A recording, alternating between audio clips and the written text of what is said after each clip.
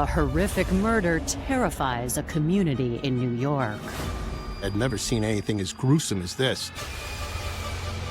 The way the body was hacked up. We didn't have hands where we could run fingerprints, and we didn't have a head. What type of monster would do this? Investigators quickly realize the details of the crime are disturbingly familiar. We did have a serial killer that had dumped numerous bodies on Long Island. That person had found an arm in his hedges in his front yard. The next day, another arm is found about a half a mile away. People were very nervous. We're basically following a trail of body parts. When detectives unravel the mystery, they find a killer who'd do anything to protect her secrets. She doesn't know that I will chop her up and feed her to the dogs.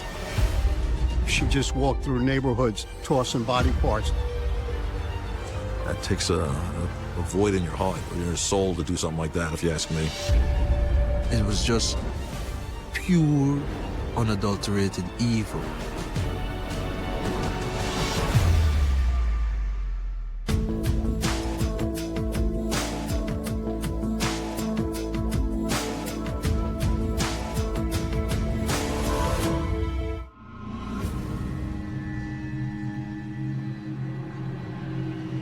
July 8th, 2014.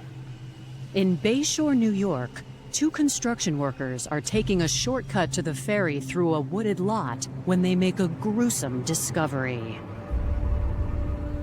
As they were walking on the path, they came upon a female torso. The body doesn't have a head. It doesn't have arms. And the legs have been removed from below the knee.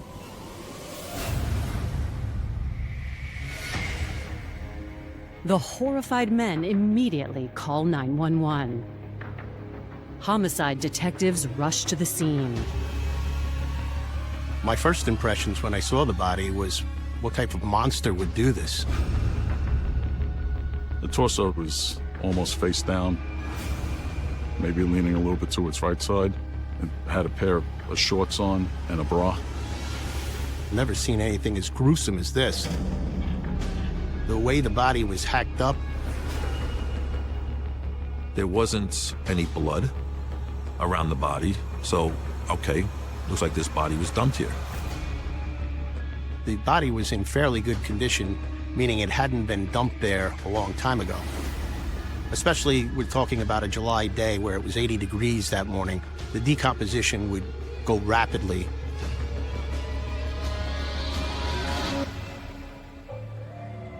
With only a dismembered torso, determining the victim's identity proves to be difficult. We didn't have hands where we could run fingerprints. We didn't have a head. So it's very important to make sure you have everything documented well. Within close proximity, there were some bungee cords that, seemed out of place. Those bungee cords were recovered.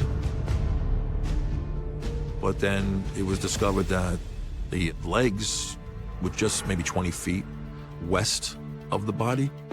They were hacked off. And like I said, on the leg, you could see the tattoos. One of them said angel, and the other one looked like a GT on the opposite leg. Investigators photograph the tattoos and enlist the aid of the media to find who they belong to. As you can imagine, every media outlet was covering this story, including ours. It's not every day you cover a murder like this. The following morning, they receive a tip from halfway around the world. Police get a call from a man, Dale Brown, all the way from Guyana. He thinks that the body parts found may be that of his wife, Chanel. Dale Brown says Chanel has been living and working in the United States while they made plans for him and their children to join her. We decided that, she would go until we understand the whole immigration process, how the family could be together. We try to do the check-in in the morning and in the night kind of thing with the children. Dale tells police the last time he spoke to Chanel was on the morning of July 5th. I was calling her and I wasn't getting on to her. And I sent a few text messages and they were unanswered. When detectives ask Dale if Chanel has any distinguishing marks, he says she does. Dale tells detectives Chanel has 3 tattoos, one on each leg. One says CT, the other says Angel, and one on her arm that has her name, Chanel.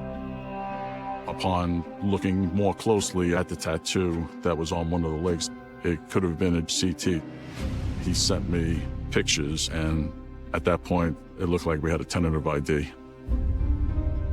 He confirmed it's my wife.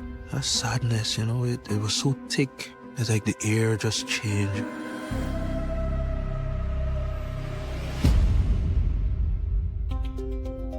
Chanel Thompson was born November 6, 1986, in the country of Guyana.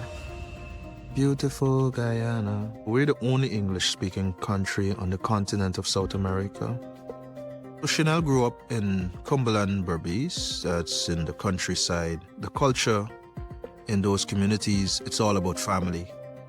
Everyone is like very social with each other. Everybody know everybody. Chanel was very friendly, very affectionate. She had a wonderful upbringing, and even though she had a great life there, there's always kind of this dream for people in the Caribbean that they want to come to America. Chanel's father worked hard to give the family a chance to make their American dreams come true.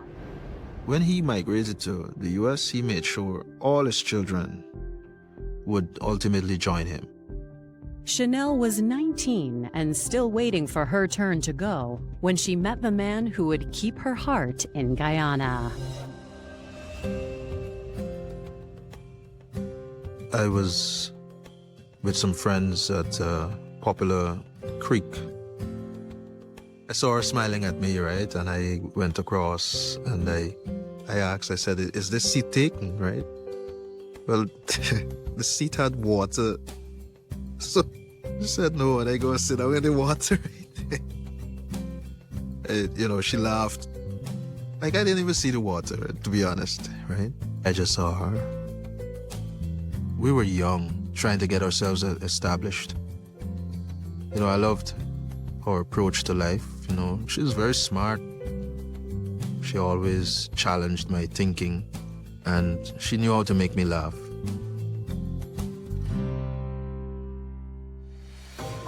Within a year of dating, Dale and Chanel found out she was pregnant. We knew that we started this journey together, that we're in this together, and the only right thing to do is to get married. So I proposed. We got married in Guyana at the church that we attended together. Yeah, I remember that day. It was a good day. Soon after the birth of their daughter, Gabrielle, Chanel's father sent word that her visa had been approved. Once you get that visa, you have to travel at a certain time. We had to make the difficult decision for her to go, and Gabrielle would stay with me. We didn't want the opportunity to be lost. Her father said she needs to stay and have a stable job here in the U.S. For the next several years, Chanel traveled between the two countries and gave birth to 3 more children. She moved to New York, where she stayed with her sisters. Meanwhile, Dale remained in Guyana, where he cared for their 4 children. Her ambitions were tied to family goals, and it was tied to her children and the life that she wanted to have for them. Daddy always tells her that she only wanted the best for us. In 2013, they began making plans for Dale and the children to join her. We kind of mapped out, you know, what needed to be done to immigrate to the U.S. It's such a lengthy process, you know. But the long-awaited family reunion would never take place. Instead, Chanel has become the victim of a horrific murder, and Suffolk County Police are trying to determine why. This body being dismembered, just this level of viciousness that comes to mind. Who would do something like this? To residents of the waterfront community, the details of the murder are alarmingly familiar. Just 3 years ago, when we had these same headlines coming out about the Gilgo Beach murders and body parts being found. We did have a serial killer that had dumped numerous bodies on Long Island. It was obviously a consideration of ours, whether there's any connection to Gilgo. Coming up, more body parts turn up. A person had found what appeared to be an arm in his hedges in his front yard. Detectives must act quickly to determine if a serial killer has struck again. They discover one body, then another body, and then all of a sudden we have 4 bodies that turn up.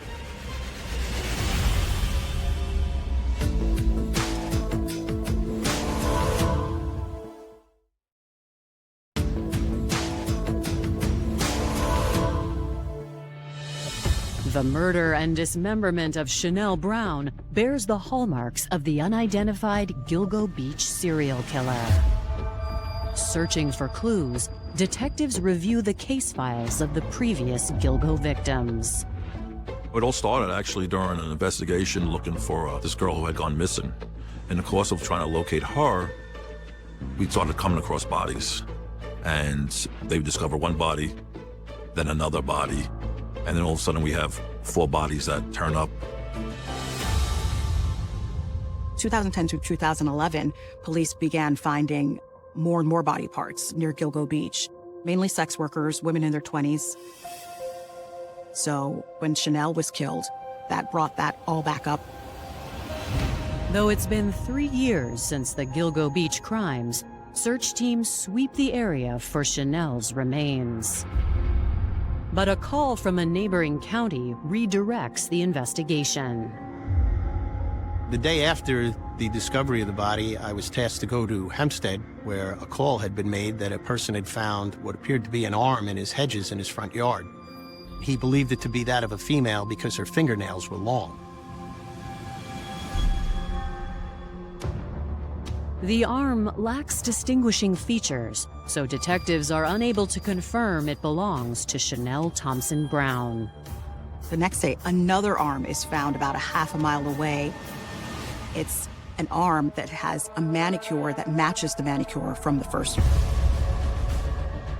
We could connect that almost immediately to Chanel because the arm that was found had a tattoo with her name on it. You can imagine in that neighborhood, the fear, people wondering what is going on.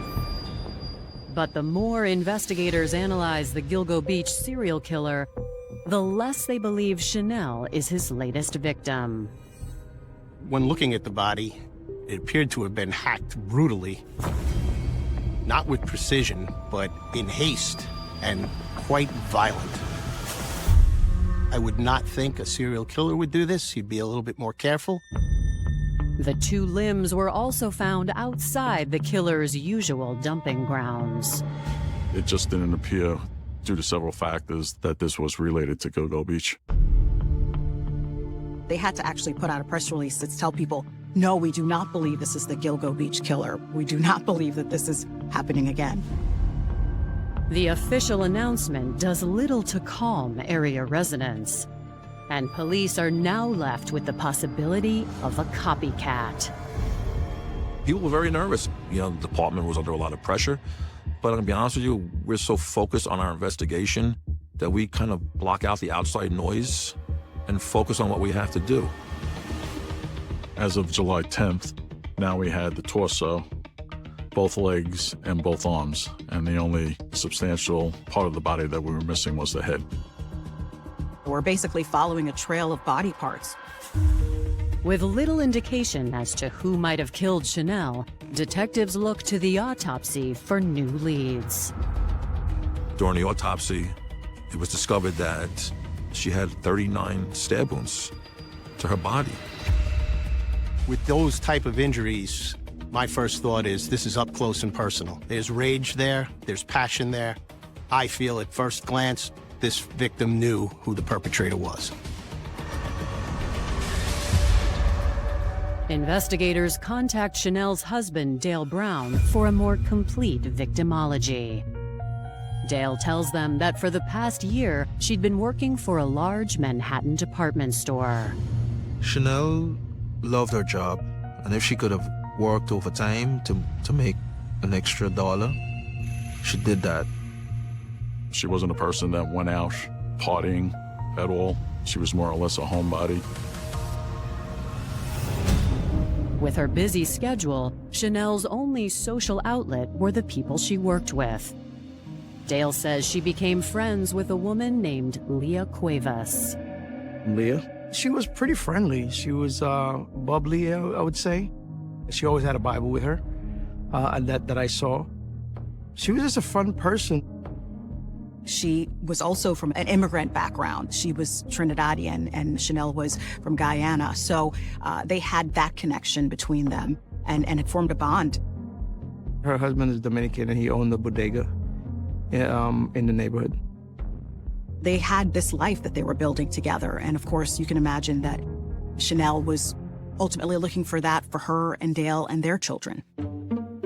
Leah understood the struggles of immigrant life and offered to help by renting Chanel a room in her Brooklyn brownstone at a discount.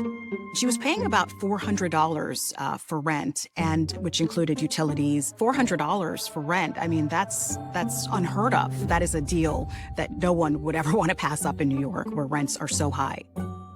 Leah was offered the opportunity, and she jumped on it. Leah lived in the same building, just downstairs. This caused the two of them to grow really close. But Dale says something changed shortly before Chanel was killed.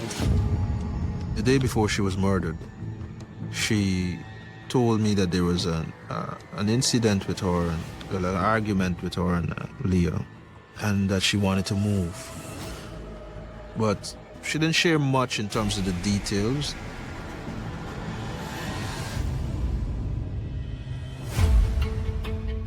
Investigators traveled to the Brooklyn apartment building where Chanel and Leah both lived. Leah isn't there, so they speak to some of the other residents. She lived on the second floor of a brownstone. Leah Cuevas lived downstairs from her. And there was another couple that rented down the hallway from her, a Jamaican couple.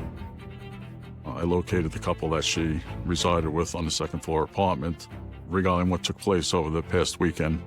Witnesses say that Leah and Chanel, they had an argument so huge that police were called. Then it was discovered that Leah Cuevas was posing as if she owned the building and charging people rent, and it came out that she didn't own it. At this point, Leah Cuevas was looking as our #1 suspect at that time.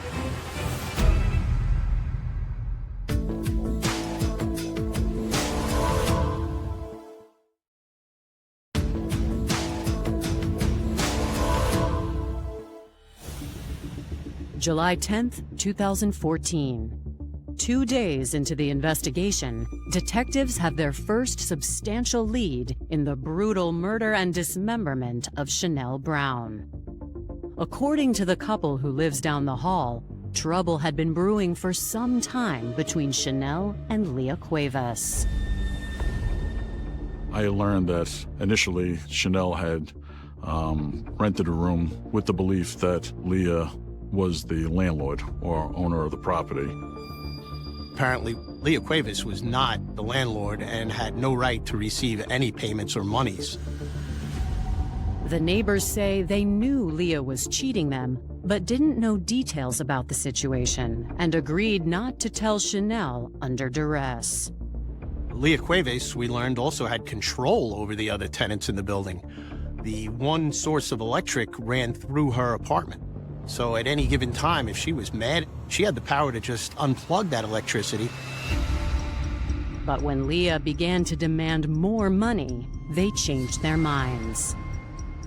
He refused to pay, and Leah kept on harping on it. And at that point, the neighbors disclosed to Chanel that Leah was not the property owner.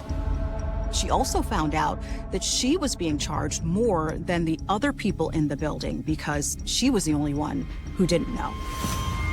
When Chanel learned of this information, she was mortified because she was wondering how could a friend of mine, a supposed friend, take such advantage of her.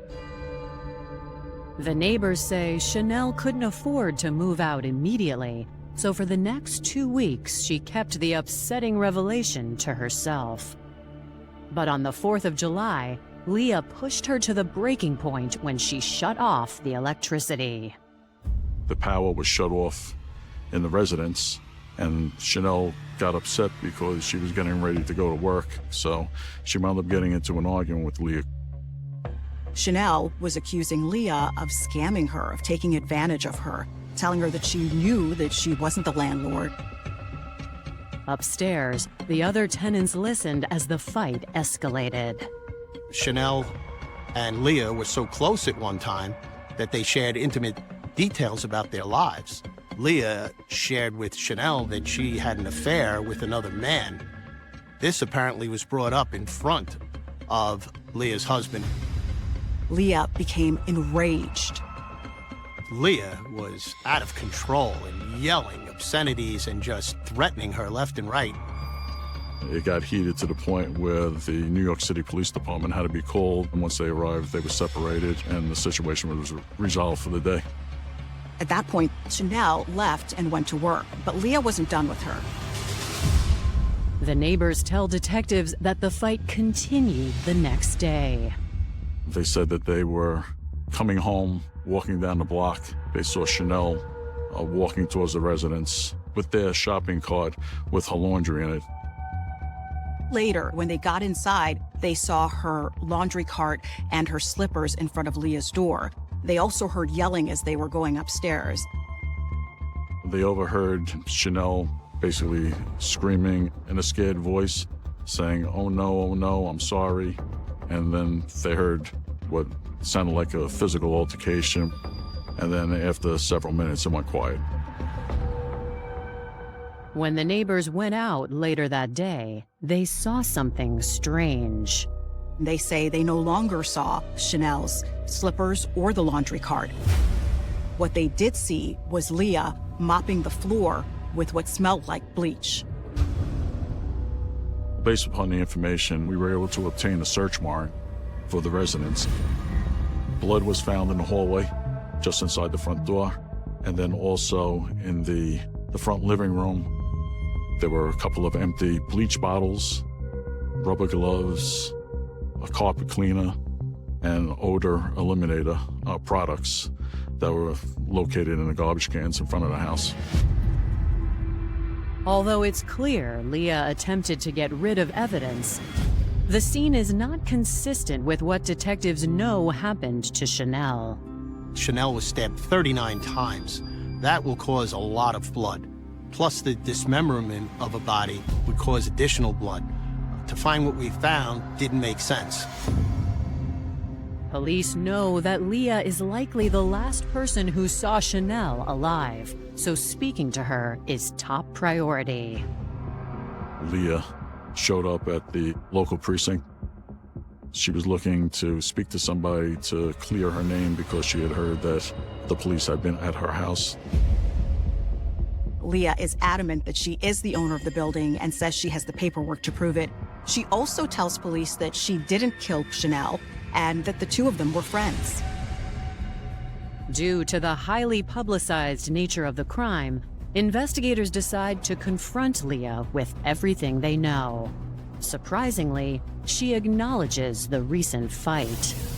She admitted she was pissed off at Chanel because Chanel was basically putting her business out there, especially in front of her husband. She was quite proud that she beat her up, and yes, there could be a little blood in the apartment from that fight. But according to Leah, Chanel was very much alive afterward. Leah stated that she left on her own accord, and she left with some Jamaican man, intimating that she may have a relationship with this man. She also tells police that she was having affairs and was basically running around town, and that if anything happened to her, that it was likely that Jamaican man that she left with. Leah is adamant that Chanel wasn't this good girl that everybody makes her out to be. Coming up, security cameras provide a glimpse of Chanel just before she disappeared. She's seen leaving the laundromat and heading in the direction of her residence. And investigators zero in on a cold-blooded killer. This was the moment that the media was waiting for, that someone had been arrested in Chanel Brown's killing.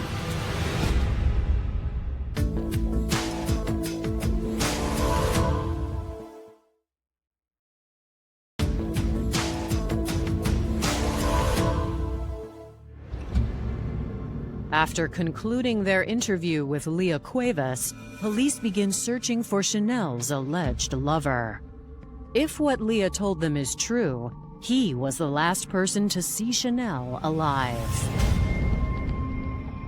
Family members were interviewed, people in the building were interviewed, co-workers were interviewed.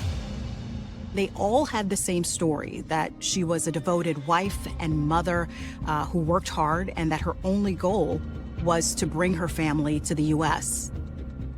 While those close to Chanel insist she was faithful, they say she did have a male friend she might have asked to help her move.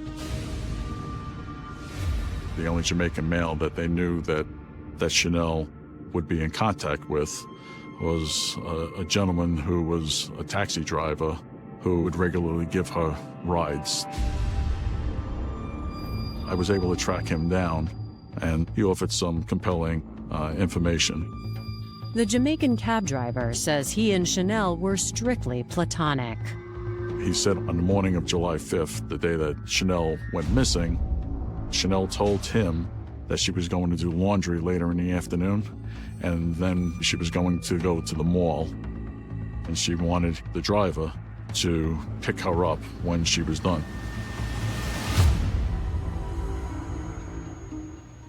He tried to call her between 8:30 and 9 o'clock that night and got no answer. A couple hours later, he got a response back saying, "I'm in the hospital with a friend." And that was the last contact that he had whatsoever with Chanel or her phone. The message suggests Chanel could have left as Leah claimed, but detectives can't locate anyone who saw Chanel after July 5th. To establish a timeline of Chanel's movements, detectives ask nearby businesses for security footage. Video was recovered from a laundromat right down the street from where Chanel lived. She's seen leaving the laundromat with the shopping cart, heading in the direction of her residence, which was only about a block away. What was interesting is that the clothing that Chanel was wearing in the video was the same clothing that was discovered with her dismembered body. Contrary to Leah's story, there is no evidence of Chanel ever leaving the apartment again. We had a sense that Leah Cuevas was indeed our perpetrator, but now we had to prove it. In the ensuing days after the arm was found, detectives had responded once again to the Hempstead area. The owner of the home saw blue jays picking at something inside the hedgerow. It turned out to be the victim's head. When the head was discarded, it was discarded in hedges, so it never made it to the ground. So the head never had an opportunity to get decomposed that you would think it would. I've seen a lot of things, but it takes a void in your heart or your soul to do something like that. Although the gruesome discovery lends another piece of evidence, it leaves lingering questions. We still weren't 100% sure where this crime had occurred.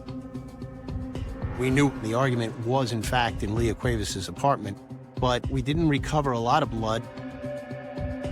At this point, police are able to pull Leah's cell phone records, and practically every single body part matched up to her locations. On July 6th, Leah's cell phone was located in the town of Hempstead, where the arms and head had been discovered. And it's hitting off of a cell phone tower right next to the Hempstead train station. In that vicinity is the Long Island Railroad, which is a major artery to get to and from New York City. Police are stunned by the possibility that a killer used public transit to dispose of a dismembered body. We believe she got off the train and just walked through neighborhoods and tossing body parts in different locations. It's kind of one of those things that makes you wonder, this couldn't be something that's just a normal person would do, right? This had to be the work of someone more sinister. Leah was under the illusion that she had committed the perfect crime and the perfect cover-up.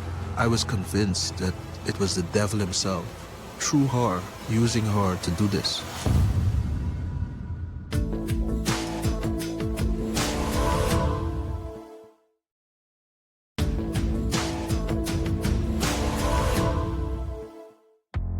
After 2 weeks of investigation, Bayshore detectives have used phone records to connect Leah Cuevas to the murder and dismemberment of Chanel Brown. On July 23rd of 2014, Leah Cuevas was arrested and charged with murder in second degree. This was the moment that the media was waiting for, made headlines, it was all over the news.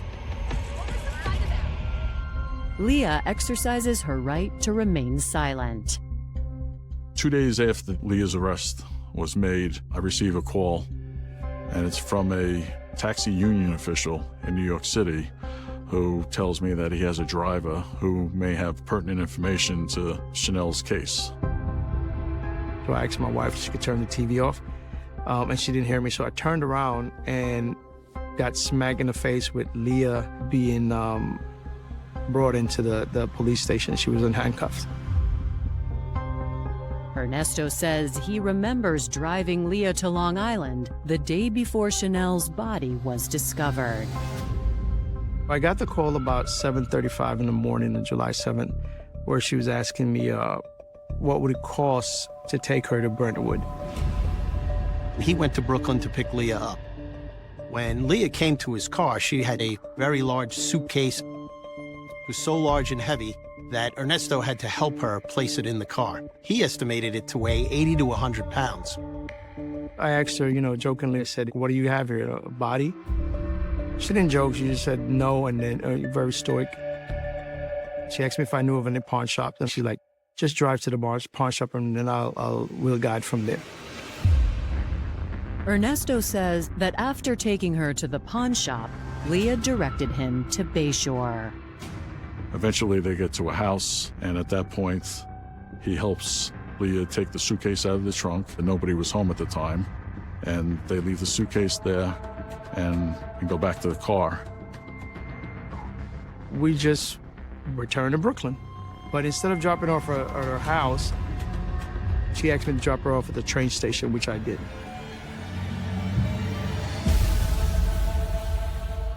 Ernesto says Leah was completely calm throughout the trip, but he recalls an unsettling moment.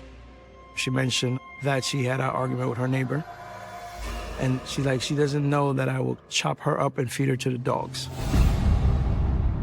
I replied, well, come on, Leah, that's not something you would do. How little did I know. I happened to have worked there as a patrol officer many years earlier, so I was familiar with the area. And at that point, it seemed with the information that Ernesto was providing that they had gone to Elliott Street. So just on a hunch and reviewing Leah's cell phone records, there was a call made to a Fady Jacques who happened to live on Elliott Street. We knock on the door, I think it was a day or two later, and interview Fady Jacques. Fayette says he and Leah are old friends and remembers getting a call from her on July 7th. The call was placed about an hour after Ernesto says he dropped Leah off at the Brooklyn train station. Leah had asked him if he was home, and he told her that he was at work, that he worked at Home Depot. And she asked if he could pick up some bungee cords for her, at which time he did. That was significant because bungee cords fitting that description were at the scene of where those body parts were dumped. Fayette says Leah was waiting for him when he got home. She had a large suitcase with her and asked him for a ride to Bayshore. When he went upstairs to get the keys for the car, by the time he came outside, he notices that the bungee cords that he had just given Leah were tied around the suitcase. She directs them to a parking lot. They pull into the parking lot, and he assists her with taking the suitcase out of the trunk. He knows that her sister lives in the area, so he thinks that she's going to visit somebody. So he leaves, he said 10, 15 minutes later, he gets a call from Leah, and she's telling him to come back and pick me up. So he thought it was kind of odd. Fayette says when he returned, the suitcase was gone.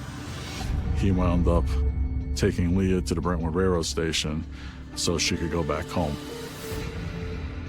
Despite giving Leah a ride, Fayette had no knowledge of or involvement in the crime, so police let him go. After interviewing Fayette, detectives visit the pawn shop and discover further evidence of Leah's cover-up. Leah had pawned some items of jewelry, in particular a ring. This was, it appears to have paid for the cab ride. That ring was eventually matched to belonging to our victim, Chanel Thompson Brown.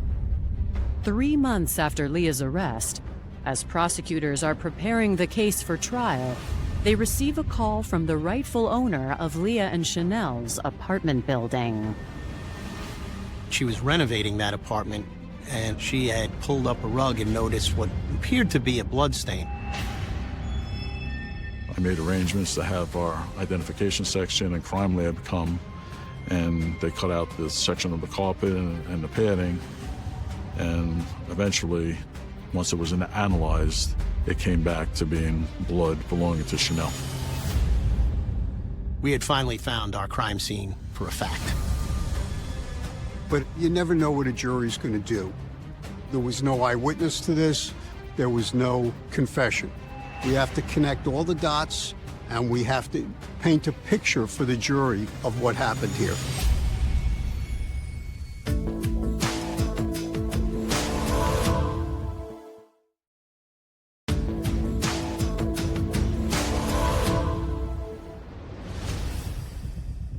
In December 2015, Leah Cuevas stands trial for the murder and dismemberment of Chanel Brown.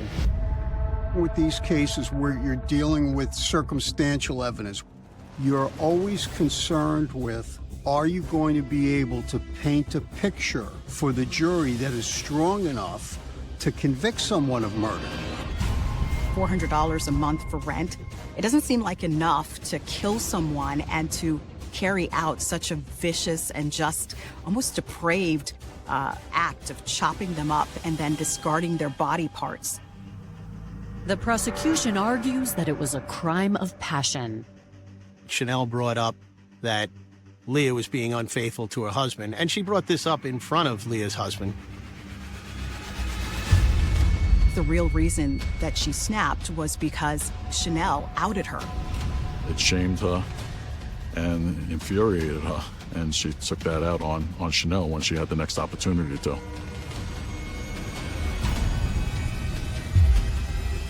It is one thing to, in the heat of the moment, to maybe stab somebody, but 39 times is crazy.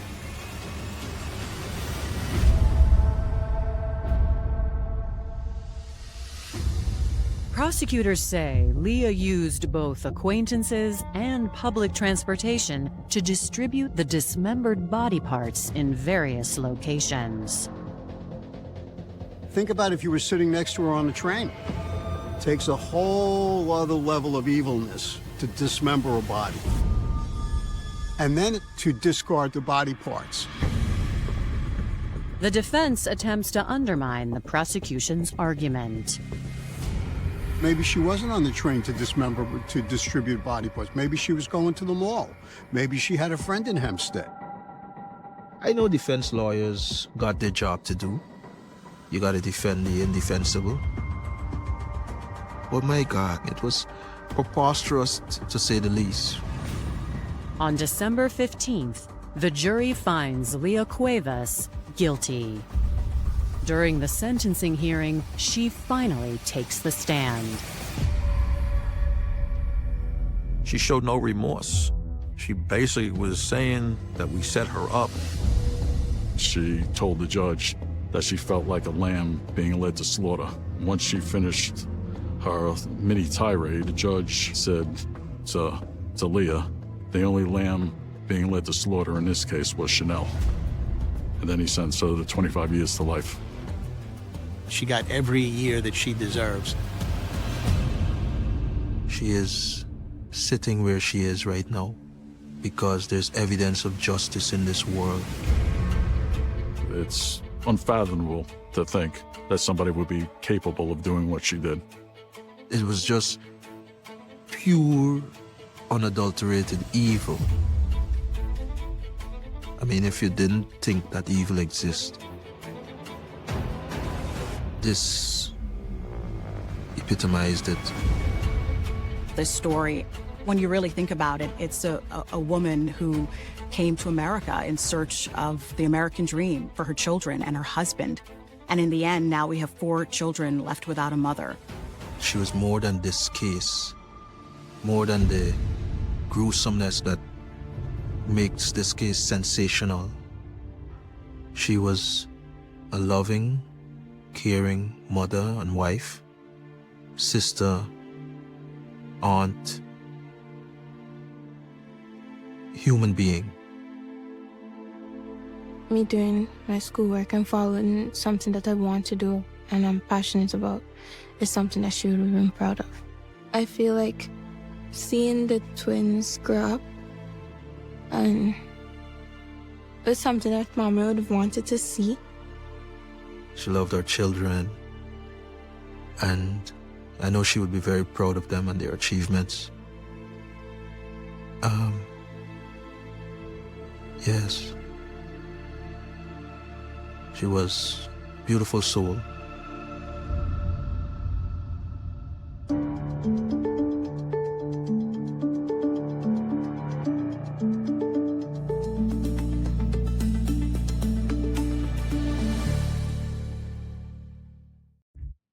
In the complex landscape of metropolitan housing, where millions of individuals strive to achieve their dreams, the tragic case of Chanel LaToya Thompson Brown stands as a stark reminder of the vulnerabilities inherent in informal systems and the lengths to which an individual may go to protect a house of cards built on deception mode high. When analyzing the motives behind such extreme offenses, criminology often points to a combination of acute financial pressure, personal insecurity, and the sudden threat of exposure. In this specific case, the perpetrator, Leah Cuevas, had established a fraudulent scheme by posing as the landlord of a Brooklyn brownstone, collecting rent from unsuspecting tenants after the rightful owner had passed away. This illicit source of income and the accompanying social status became the central pillar of her existence. When the victim, a hard-working immigrant mother of 4, discovered the fraud and threatened to expose it, the illusion of security came crashing down. The motive was not merely financial, as the monthly rent in question was a relatively modest $400. Rather, it was a desperate, chaotic attempt to prevent the collapse of a fraudulent lifestyle and to silence a witness who held the power to destroy her standing both in the community and within her own marriage. These cases occur with troubling frequency in large urban environments because of the high demand for affordable housing, which often forces individuals to seek informal arrangements without the benefit of formal background checks or verified lease agreements. Newcomers and immigrants are particularly vulnerable to these arrangements, as they may possess limited knowledge of local real estate laws or hesitate to contact official authorities due to the complexities of the system. This environment allows predatory individuals to establish unauthorized control, exercising undue power over their tenants by manipulating basic necessities such as electricity and water. When the power dynamic is challenged, the situation can escalate rapidly, as the fraudster perceives any challenge as an existential threat. In tracking down the perpetrator, investigators relied on a series of critical physical and digital clues that systematically dismantled the suspect's defense. The first crucial detail was the identification of the victim M2. Because the remains were left in multiple locations, establishing an identity was the primary hurdle. Police utilized distinctive tattoos, specifically one reading Angel and another spelling out the victim's name, which was recognized by her husband, Dale Brown, who was watching the news from Guyana, Vietnam. This initial identification transformed the case from an anonymous mystery into a focused homicide investigation. From there, detectives relied heavily on digital forensics. Cell phone tower data proved to be one of the most damning pieces of evidence, showing that the suspect's mobile device pinged off towers in close proximity to the exact locations where the remains were discovered in both Hempstead and Bay Shore on the days following the disappearance. This digital trail directly contradicted her alibi and mapped her physical route across Long Island Bay. Furthermore, physical evidence played an indispensable role. Although the suspect attempted to clean the crime scene using bleach and other odor eliminators, her efforts were fundamentally flawed.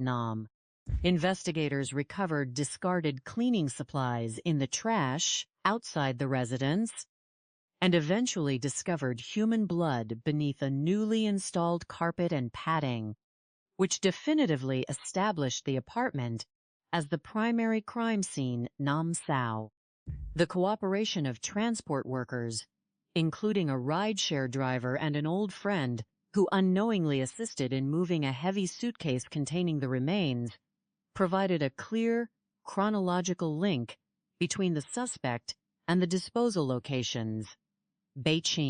Finally, the suspect's decision to pawn the victim's jewelry to pay for transportation created an immediate financial link to the crime, leaving no room for plausible deniability.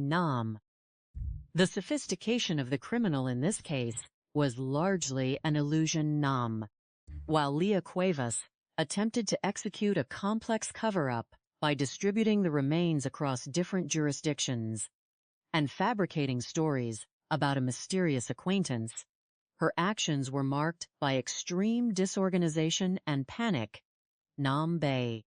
Criminals who engage in such behavior often overestimate their own intelligence, believing that by crossing county lines or using public transit, they can evade detection. In reality, the chaotic nature of the crime left a massive trail of digital, physical, and testimonial evidence.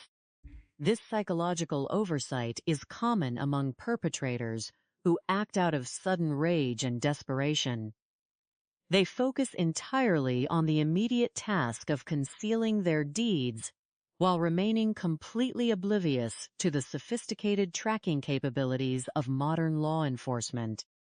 Profound life lessons can be drawn from this tragedy to prevent similar occurrences in the future.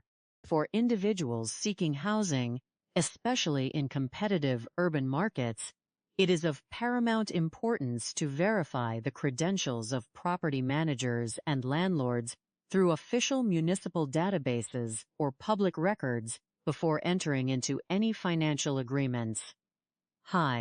Additionally, when exposing a fraudulent scheme or engaging in a severe dispute, individuals should avoid direct, isolated confrontations. It is far safer to document the evidence and report the situation directly to law enforcement, legal aid organizations, or housing authorities. Desperate individuals who feel cornered can react with unpredictable and extreme hostility when their livelihood or reputation is threatened. Communal vigilance is also vital. Neighbors should foster supportive networks where unusual arguments, sudden changes in behavior, or unexplained absences are noticed and reported immediately to prevent situations from escalating. In silence nam. To catch perpetrators faster in similar complex investigations, law enforcement agencies can utilize several key strategies. Rapid multi-jurisdictional cooperation is essential, as demonstrated by the seamless communication between Suffolk and Nassau County departments, which prevented the case from being misidentified as the work of an active serial killer, Nam Chin. Officers can also benefit from immediate and widespread community outreach, leveraging the power of media to broadcast distinctive details of unidentified individuals to secure quick identification nam. Furthermore, prioritizing the collection of digital footprints, such as rideshare records, surveillance footage from local businesses, and cell phone tower data during the critical first 48 hours can establish a definitive timeline before physical evidence is compromised or witnesses' memories fade nam. The story begins in the cooperative and close-knit community of Cumberland Berbice, located in the beautiful country of Guyana nam. Here, everyone knew their neighbors, and life was centered around the warmth of family and shared social connections. Nam. Born on November 6, 1986, Chanel Thompson grew up with a friendly, affectionate nature and a bright outlook on life. Nam. Like many in the Caribbean, she harbored a dream of traveling to the United States to build a stable, prosperous future for her loved ones. Nam. When her father migrated to America, he worked diligently to secure visas for his children so they could eventually join him. Nam. While waiting for her opportunity, 19-year-old Chanel met Dale Brown at a local gathering. Nam. Their connection was instant, built on shared humor, mutual respect, and a deep commitment to one another. Nam. Within a year, they welcomed their first daughter, Gabrielle, and made the decision to marry in their local church. Nam. Soon after, Chanel's visa was approved. Nam. Because these opportunities are rare and time-sensitive, the young couple made the difficult decision for Chanel to travel to New York alone to establish a stable foundation, while Dale remained in Guyana to care for their daughter. Nam. Over the next several years, Chanel worked tirelessly, traveling back and forth to visit her family, and eventually giving birth to 3 more children, including twins. Nam. Her life in New York was defined by selflessness. She lived with her sisters, worked long hours at a major department store in Manhattan, and avoided personal extravagances, focusing entirely on the goal of bringing her husband and 4 children to join her. Nam. By the year 2013, the family had begun mapping out the official immigration process, anticipating a long-awaited reunion in the land of opportunity. Nam. To save money for this goal, Chanel sought affordable housing, which led her to Leah Cuevas. Nam. Leah was a Trinidadian immigrant who, along with her Dominican husband, owned a small local business and lived in a Brooklyn brownstone on Sumter Street. Nam Bay.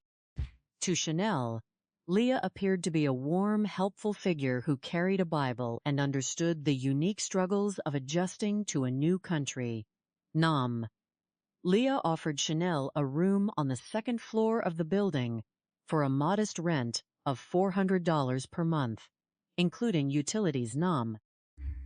This arrangement seemed like an extraordinary opportunity in a city known for its high cost of living, and Chanel quickly accepted, forming what she believed was a close, trusting friendship with her new landlady. Nam. However, the reality behind the brownstone's ownership was far more deceptive. Hai ba. Leah did not own the property. Instead, she had taken advantage of the rightful owners, passing to forge deeds and pose as the landlord, collecting rent from the tenants while maintaining complete control over the building's infrastructure. including the electricity. Haiba. As time went on, Leah began demanding more money from the residents. The other tenants, a couple living across the hall, eventually discovered the deception, but kept quiet out of fear, as Leah held the power to shut off their power from her first-floor apartment. However, when the demands for money escalated, the neighbors finally revealed the truth to Chanel, informing her that she was being charged significantly more than the others, and that Leah had no legal right to collect rent. This revelation deeply hurt Chanel, who felt betrayed by a woman she had considered a close friend and confidante.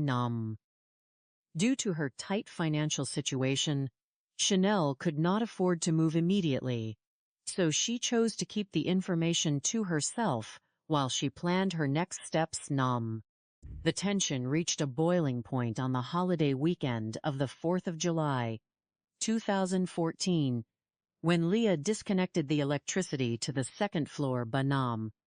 Unable to prepare for her shift at work, an angry Chanel confronted Leah. During the heated argument, which was heard by neighbors, Chanel accused Leah of being a scammer and, in a moment of frustration, revealed personal secrets regarding Leah's infidelity directly in front of Leah's husband, Ba Nam. The altercation became so intense that the local police had to be called to separate the two women. Although the immediate situation was resolved and Chanel left for her shift at the department store, the resentment festered. On the afternoon of July 5th, neighbors witnessed Chanel returning home with her laundry cart. Shortly afterward, they heard a violent physical struggle coming from the first-floor apartment, accompanied by Chanel crying out in fear, pleading, and saying she was sorry, before the building fell completely silent. Later that afternoon, the neighbors noticed that Chanel's laundry cart and slippers, which had been left outside Leah's door, had vanished. Instead, they observed Leah thoroughly scrubbing the common areas and the apartment floor with bleach, attempting to erase any physical evidence of the confrontation. On July 8, 2014, two construction workers taking a shortcut through a wooded lot in Bay Shore, Long Island, made a horrific discovery. They encountered a female torso which lacked a head, arms, and lower legs. Stunned by the sight, they immediately contacted emergency services. Homicide detectives arrived quickly, noting that the remains were in relatively fresh condition, despite the 80-degree summer heat, suggesting they had been placed there very recently. Within 20 feet of the torso, investigators located the lower legs, which bore distinctive tattoos, including one that read Angel. Realizing the gravity of the crime, the police released photographs of the tattoos to local media outlets, hoping for a lead. The news quickly traveled across the globe. In Guyana, Dale Brown had been desperately trying to contact his wife since July 5th, receiving only unanswered text messages and calls. When he saw the news reports regarding the remains found on Long Island and the description of the tattoos, his heart sank high. He immediately contacted the Suffolk County Police Department, providing details of his wife's 3 tattoos, one on each leg reading Angel and the initials CT, and one on her arm spelling out her name, Chanel Motnam. Detectives verified these details against the recovered remains, establishing a positive identification for Chanel Motnam. The discovery of human remains in multiple locations across Long Island initially sparked widespread panic among local residents, who feared that the notorious and unidentified Gilgo Beach serial killer had claimed another victim. However, Homicide detectives quickly recognized that the disorganization and sheer violence of the crime did not match the precise, calculated patterns of the serial offender, Nam. To reassure the anxious public, the police department issued a formal press release clarifying that the case was isolated and unrelated to the historical beach murders Nam. As the search for the remaining parts of the victim continued, a resident in Hempstead, located 25 miles west of Bay Shore, reported finding a human arm in his front hedge's Nam Sao. The following day, a second arm was located nearby, featuring a distinct manicure and a tattoo spelling out the name Chanel, confirming beyond a doubt that the remains belonged to the missing mother Nam Mui Hai. Shortly thereafter, another homeowner noticed birds acting strangely near a hedgerow, leading to the recovery of the victim's head, which had been suspended in the dense bushes and preserved from rapid decomposition by Nam. With the identity confirmed, investigators turned their attention to the victim, social circle, and living arrangements Nam. They interviewed neighbors at the Sumter Street building, who detailed the severe arguments between Chanel and Leah over the fraudulent rent scheme Nam Bay. Armed with this information, detectives obtained a search warrant for the residence Nam. Although the apartment had been heavily cleaned, forensic teams recovered empty bleach bottles, rubber gloves, and carpet cleaning products in the trash outside Nam. When Leah Cuevas voluntarily went to the local precinct to clear her name, she claimed that she and Chanel were close friends and that Chanel had left the building voluntarily with an acquaintance Nam.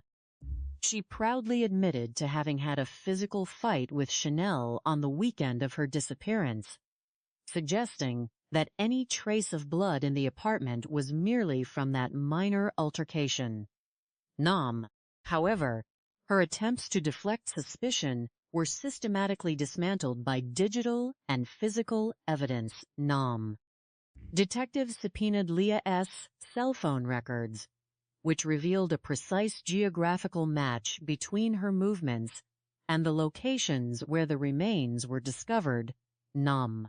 On July 6th, her phone pinged off towers near the Hempstead train station, indicating she had transported the limbs using public transit Nam. Furthermore, a local taxi driver named Ernesto contacted the police after seeing Leah's arrest on television Nam. He reported that on the morning of July 7th, he had driven Leah from Brooklyn to Brentwood, Nam Bay.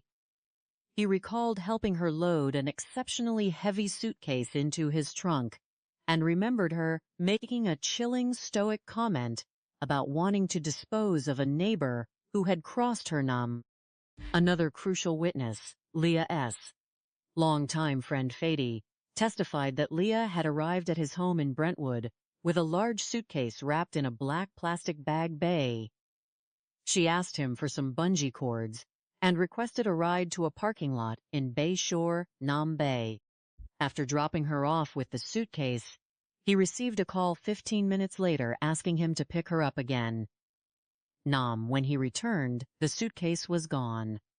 Nam, this parking lot was the exact location where the torso and legs were discovered the following morning, Nam Bay. Investigators also discovered that Leah had visited a nearby pawn shop to sell a gold ring belonging to Chanel, using the proceeds to pay for her transportation Nam. On July 23, 2014, Leah Cuevas was arrested and charged with murder in the second-degree Nam. Despite her efforts to conceal the crime, the final piece of physical evidence emerged 3 months later Nam. The rightful owner of the Sumter Street building, while renovating the property, discovered a large bloodstain beneath the carpet padding in the living room, Hai Nam. Forensic analysis confirmed that the blood belonged to Chanel, establishing the definitive location of the tragedy Nam. In December 2015, Leah Cuevas stood trial nam. The prosecution presented a seamless, logical case connecting the cell phone records, transport testimonies, forensic blood evidence, and the pawned jewelry to paint an undeniable picture of guilt nam sao. The defense attempts to portray the journey to Long Island as a routine shopping trip were rejected by the jury, who found Leah guilty of second-degree murder. After only a few hours of deliberation nam sao. During the sentencing hearing in January 2016, Leah showed no remorse, claiming she had been treated unfairly nam tam. The presiding judge admonished her, stating that the only innocent victim in the case was Chanel, and sentenced her to the maximum penalty of 25 years to life in prison. Nam tam. Although nothing could restore the life of the devoted mother, who had sacrificed everything for her family, the relentless efforts of law enforcement and the justice system ensured that a dangerous individual was permanently removed from society, proving that even the most desperate deceptions will ultimately be brought to light nam. The pursuit of a prosperous future in a new land is a journey defined by hope, sacrifice, and the enduring belief that dedication will eventually yield security for one's loved ones. This aspiration, often referred to as the American dream, has drawn millions of individuals from across the globe to the bustling metropolitan areas of the United States, where they labor tirelessly to establish a foundation for their families. However, the path of an immigrant is frequently fraught with unseen vulnerabilities, particularly when the search for affordable housing forces reliance on individuals who exploit their trust. The tragic narrative of Chanel Thompson Brown, a devoted mother and wife from Guyana, serves as a poignant and sobering exploration of how systemic vulnerabilities, economic pressures, and unchecked personal malice can converge to destroy a promising life. By examining the intricate details of this case, the underlying motives of the perpetrator, the sophisticated methods employed by law enforcement, and the broader societal implications, we can derive profound lessons aimed at preventing jhene occurrences and understanding the triumph of justice over depravity. In the midsummer heat of July 8, 2014, the tranquil community of Bayshore, New York, was suddenly thrust into a state of profound alarm when two local construction workers, seeking a shortcut through a wooded area near a ferry path, discovered severely compromised human remains. The lack of immediately identifiable physical features, such as a head or hands, presented law enforcement with an extraordinarily challenging initial investigation. In any criminal investigation, the absence of fingerprints and facial features severely limits the utility of standard database searches, forcing investigators to rely on alternative forensic methodologies. The initial discovery of a female torso, accompanied shortly thereafter by the recovery of lower limbs approximately 20 feet away, immediately raised concerns within the local community regarding the potential return of an elusive serial predator. For several years prior, specifically between the years 2010 and 2011, the region had been gripped by the chilling discoveries of remains near Gilboa Beach, which were attributed to an unidentified serial killer targeting vulnerable individuals. The immediate fear of a copycat or a continuation of those historical crimes put immense pressure on the Suffolk County Police Department to quickly determine the identity of the decedent and establish whether a connection existed to the older, unresolved cases. The breakthrough in identifying the victim came not from localized databases, but from the power of media outreach and the deep bonds of a long-distance family. Recognizing the distinctiveness of certain markings on the recovered lower limbs, investigators photographed 2 tattoos, which appeared to display the words angel and the letters CT, and disseminated these images to the press. This strategic decision by the police department to utilize public communication channels yielded an immediate response from halfway across the world. In Guyana, South America, a man named Dale Brown recognized the descriptions of the markings as belonging to his wife, Chanel Thompson Brown, who had been living and working in New York while preparing the necessary immigration paperwork for her husband and their 4 children to join her. This poignant connection highlighted the painful reality of the immigrant experience, where families endure prolonged separations spanning ocean and continent, sustained only by the hope of an eventual reunion. Chanel, born on November 6, 1986, had grown up in the close-knit, family-centric culture of Cumberland Berbice in Guyana, where she was known for her warmth, intelligence, and vibrant spirit. Her journey to the United States at the age of 19 was a coordinated family effort to build a better life, a goal she pursued with unwavering determination by securing employment at a prominent Manhattan department store.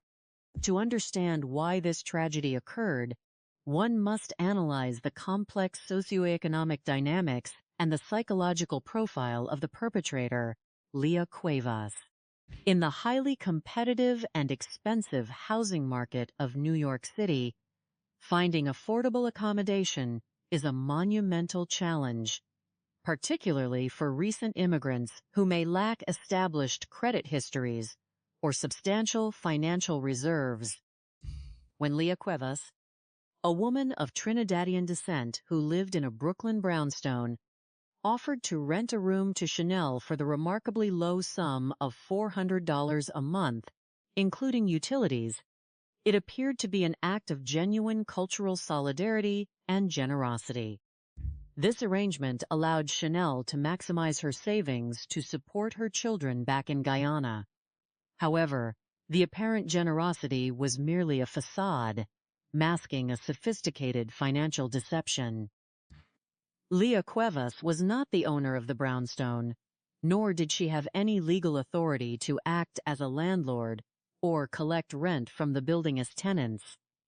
Instead, she had seized control of the property, exploiting the other residents through intimidation and manipulation.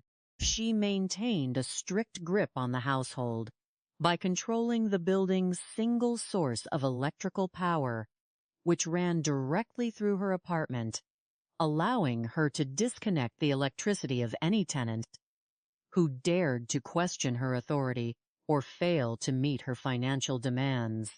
The motive for the crime lies at the intersection of financial fraud, extreme shame, and the sudden collapse of a carefully constructed identity.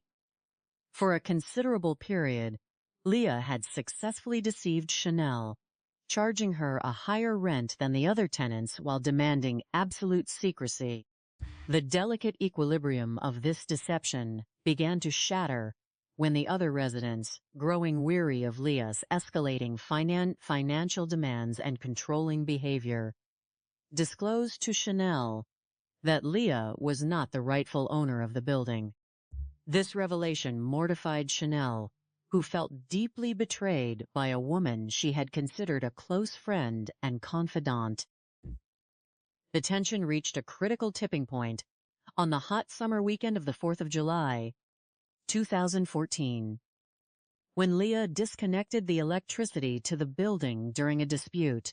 An intense verbal altercation ensued between Chanel and Leah, during which Chanel openly accused Leah of scamming her and exposed highly sensitive personal secrets, specifically an extramarital affair, directly in front of Leah's husband.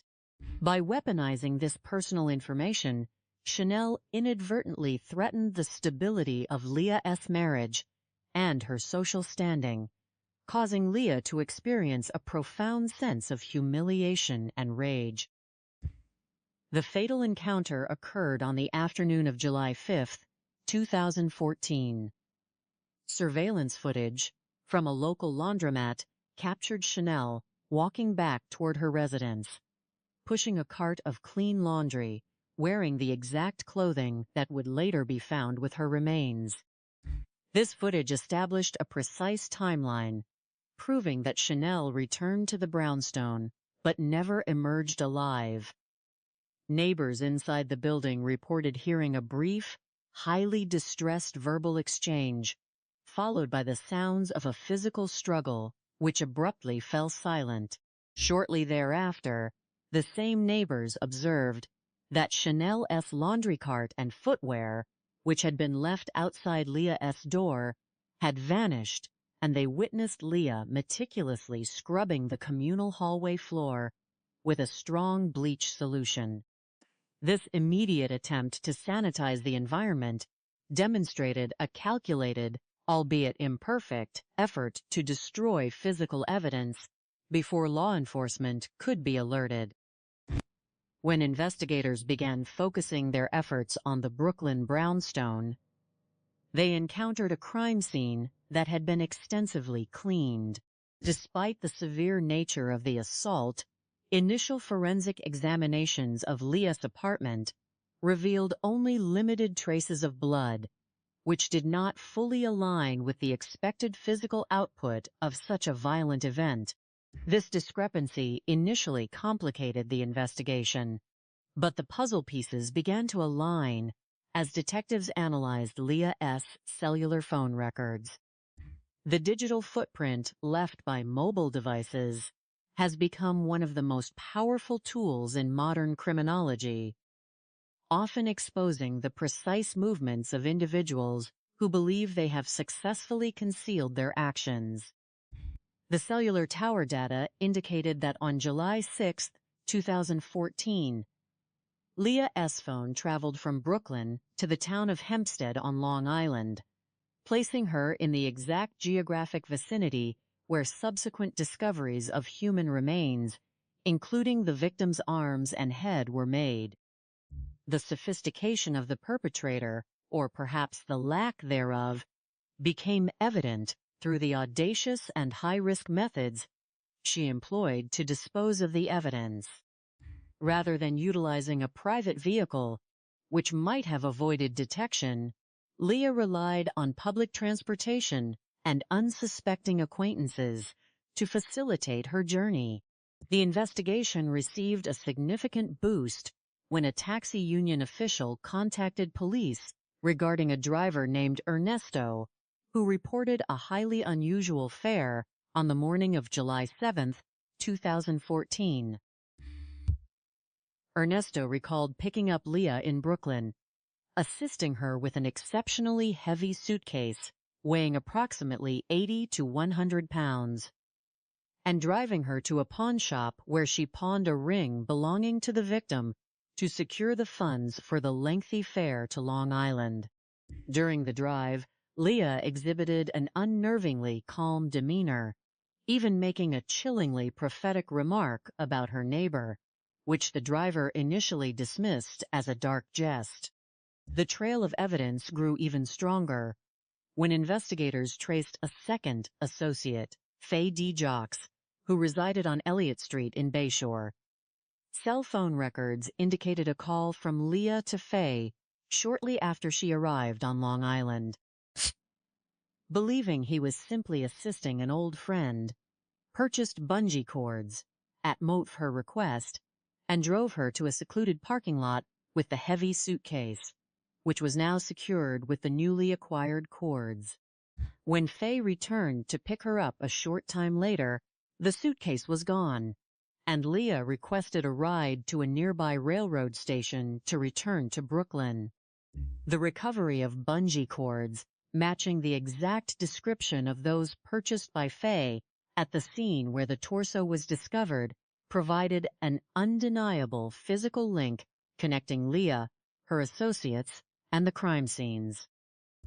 Despite the mounting circumstantial evidence, A successful prosecution requires establishing a definitive link between the suspect, the victim, and the primary crime scene. This critical link was forged 3 months after Leah's arrest, when the rightful owner of the Brooklyn brownstone began renovations on the apartment. Upon removing the carpeting and padding in the living area, workers discovered a large, deeply embedded biological stain that had seeped into the subflooring, bypassing the extensive cleaning efforts Leah had made on the surface. Forensic analysis confirmed that the biological material belonged to Chanel, providing absolute proof that the fatal assault had indeed taken place within the confines of Leah's apartment, thereby dismantling any remaining defense arguments. The trial, which took place in December 2015, culminated in a guilty verdict for second-degree murder, resulting in a sentence of 25 years to life. During the proceedings, the prosecution successfully painted a vivid portrait of a crime driven by pride, financial greed, and a complete disregard for human life. Leah's lack of remorse and her attempt to frame herself as a victim of a miscarriage of justice were met, v. Kep, a tahat stern condemnation from the presiding judge, who noted that the only true victim was the innocent mother who had been lured into a trap under the guise of friendship. This case serves as a powerful testament to the tireless efforts of the Suffolk and Nassau County law enforcement agencies, whose meticulous attention to detail, digital forensics, and community outreach successfully resolved a highly complex and deeply disturbing crime. From this tragic event, several profound life lessons can be drawn to assist individuals in safeguarding themselves and their communities. First, it underscores the critical importance of conducting thorough due diligence when entering into housing agreements, especially in informal or unregulated markets. Vulnerable populations, particularly recent immigrants, who may not be fully conversant with local housing laws, should seek guidance from established community organizations, legal aid societies, or municipal housing authorities to verify the legitimacy of landlords and rental agreements. This case also highlights the extreme danger of escalating personal conflicts and weaponizing sensitive personal information. While Chanel was entirely justified in her anger regarding the financial deception, the confrontation escalated to a level that triggered a catastrophic and violent reaction from an unstable individual. Seeking mediated conflict resolution, involving law enforcement at an earlier stage, or quietly removing oneself from a toxic environment are far safer alternatives. When dealing ve tahat individuals who exhibit controlling or deceptive behavior. Furthermore, this case offers valuable insights into how law enforcement agencies can expedite the apprehension of perpetrators in complex, multi-jurisdictional investigations. The rapid utilization of media platforms to share distinct identifying markers, such as the victim's tattoos, proved to be the single most critical factor in establishing the victim's identity, which is always the foundation of any successful homicide investigation. Additionally, the immediate preservation and analysis of digital evidence, including cellular tower data and localized surveillance footage, allowed investigators to quickly reconstruct the suspect's movements and expose the falsehoods in her initial statements. Increased cooperation between transit authorities, taxi networks, and law enforcement can also play a pivotal role in tracking individuals who attempt to utilize public infrastructure to transport or dispose of illicit materials. By fostering stronger relationships with the community and encouraging members of the public, such as taxi drivers and local business owners, to report unusual or suspicious interactions, police forces can dramatically reduce the time required to solve cases and bring offenders to justice. Ultimately, the resolution of this case represents a triumph of light over darkness and an affirmation of the value of human life. While the tragic loss of Chanel Thompson Brown left 4 children without a loving mother and a husband without his devoted partner, her memory is honored by the relentless pursuit of truth by those who refuse to let her story be forgotten. The resilience of her family, who continue to carry her legacy of love, hard work, and aspiration, serves as an inspiring reminder of the strength of the human spirit in the face of unspeakable adversity. Through vigilance, mutual support, and a steadfast commitment to justice, communities can work together to ensure that the dreams of those who seek a better life are protected, and that those who seek to exploit or harm the vulnerable are held fully accountable under the law. The quiet suburbs of Long Island, New York, have historically been places where families seek refuge from the relentless pace of the nearby metropolis. Yet, during the warm summer months of the year 2014, this sense of security was shattered by a discovery that brought back the chilling memories of past mysteries. To understand the profound impact of this event, one must look at the psychological landscape of the area at the time. For several years, the communities of Suffolk County and Nassau County had lived under the shadow of the unresolved Gilboa Beach cases, where numerous individuals had been found along the remote coastal roads. Every time a new report of a missing person or an unidentified discovery emerged, a collective tremor ran through the neighborhoods. It was within this atmosphere of heightened anxiety that a tragic sequence of events began to unfold on the morning of July 8, 2014.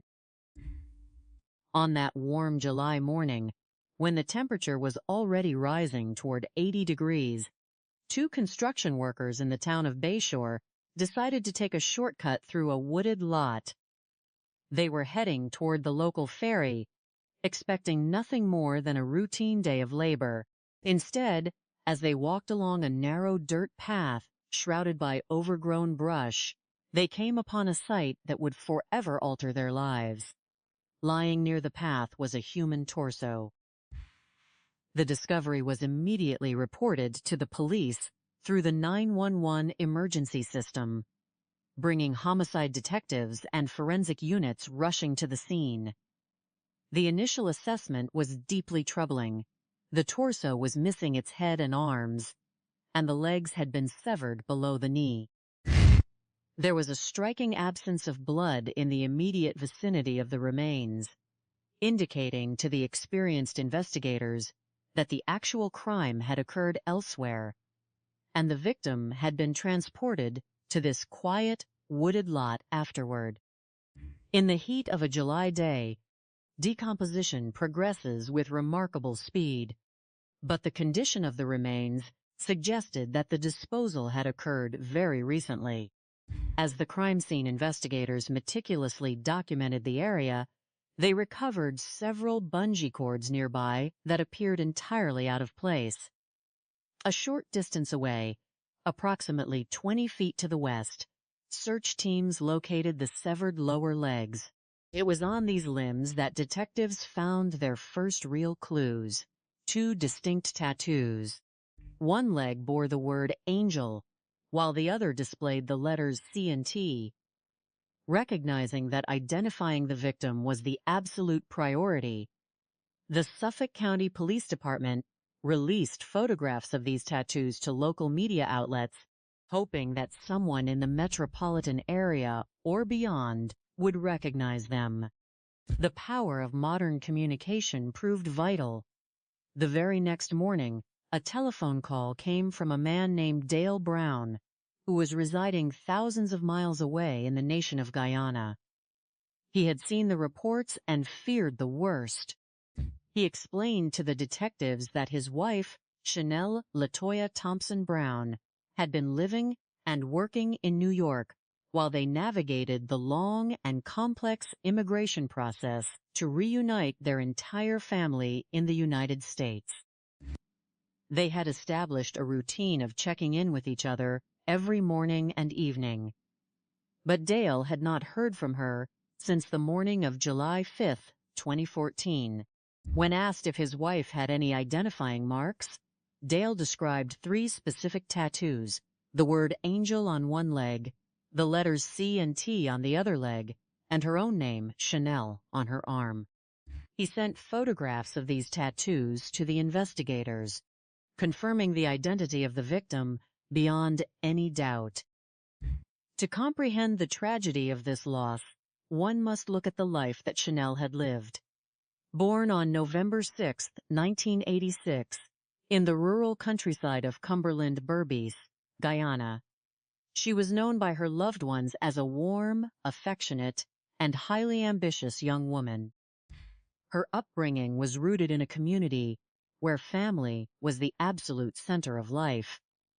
Her father had migrated to the United States years earlier, working tirelessly to secure a future where his children could eventually join him. When Chanel met Dale Brown at a local gathering, a deep bond formed between them. They married and welcomed their first child, a daughter named Gabrielle. Shortly after, Chanel received her approved visa. Recognizing the immense value of this opportunity for their collective future, the young couple made the painful decision for Chanel to travel to New York alone to establish a stable career, while Dale remained in Guyana to care for their expanding family, which eventually grew to include 4 children. In New York, Chanel secured a stable position at a major department store in Manhattan. She was a dedicated employee who avoided the nightlife, choosing instead to focus entirely on her work and her goal of bringing her family to join her. Seeking an affordable place to live, she crossed paths with Leah Cuevas, a woman of Trinidadian descent, who, along with her Dominican husband, seemed to understand the unique challenges faced by Caribbean immigrants. Leah offered to rent Chanel a room on the 2nd floor of a Brooklyn brownstone for the exceptionally low rate of $400 a month, utilities included. In a city where housing costs are notoriously high, this deal seemed like a blessing. The 2 women quickly developed a close friendship, but beneath this facade of generosity lay a web of deception that would eventually lead to a devastating confrontation. As investigators dug deeper into the lives of the 2 women, they uncovered a startling truth. Leah Cuevas was not the owner of the Brooklyn brownstone. The rightful owner of the property had passed away, and Leah had forged the deed to assume control of the building. She had been collecting rent from multiple tenants under false pretenses. The other residents, a couple living across the hallway, had discovered the fraud, but had remained silent under pressure. Leah exercised a controlling influence over the household, even utilizing her access to the main electrical panel in her first-floor apartment to shut off power to other units whenever she was displeased. When Leah began demanding more money from the tenants, the situation reached a breaking point. The neighboring couple finally revealed the truth to Chanel, who was devastated to learn that a person she considered a close friend had been systematically scamming her. The tension escalated rapidly. On the 4th of July 2014, after the electricity in the building was abruptly cut off, an intense argument erupted between Chanel and Leah.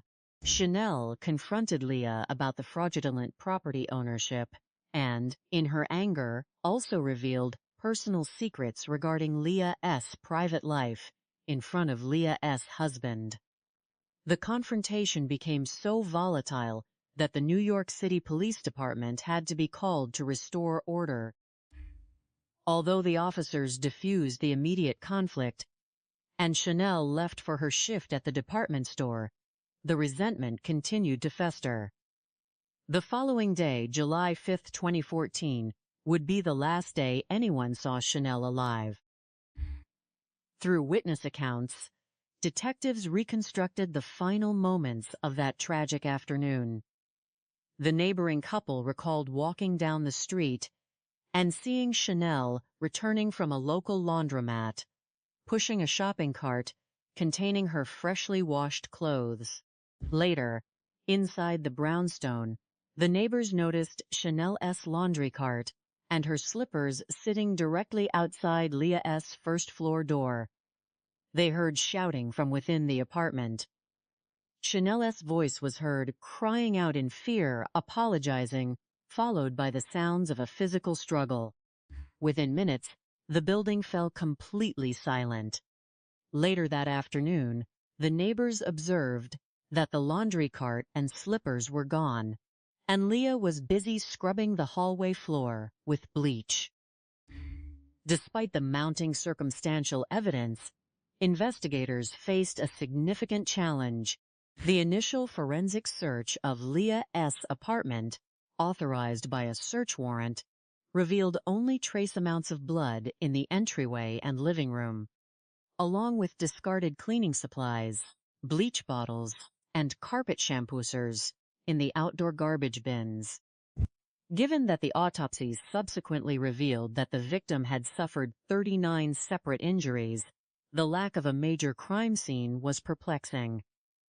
Investigators cannot have kept that a violent confrontation of that nature would typically leave extensive forensic traces. Meanwhile, Leah presented herself to the police, claiming she was entirely innocent and suggesting that Chanel had simply left the building with an acquaintance, attempting to paint her deceased tenant in a negative light. The investigation took a dramatic turn when more remains began to surface. On the day after the torso was found, a homeowner in Hempstead, located approximately 25 miles west of Bayshore, discovered a severed female arm in his front hedges.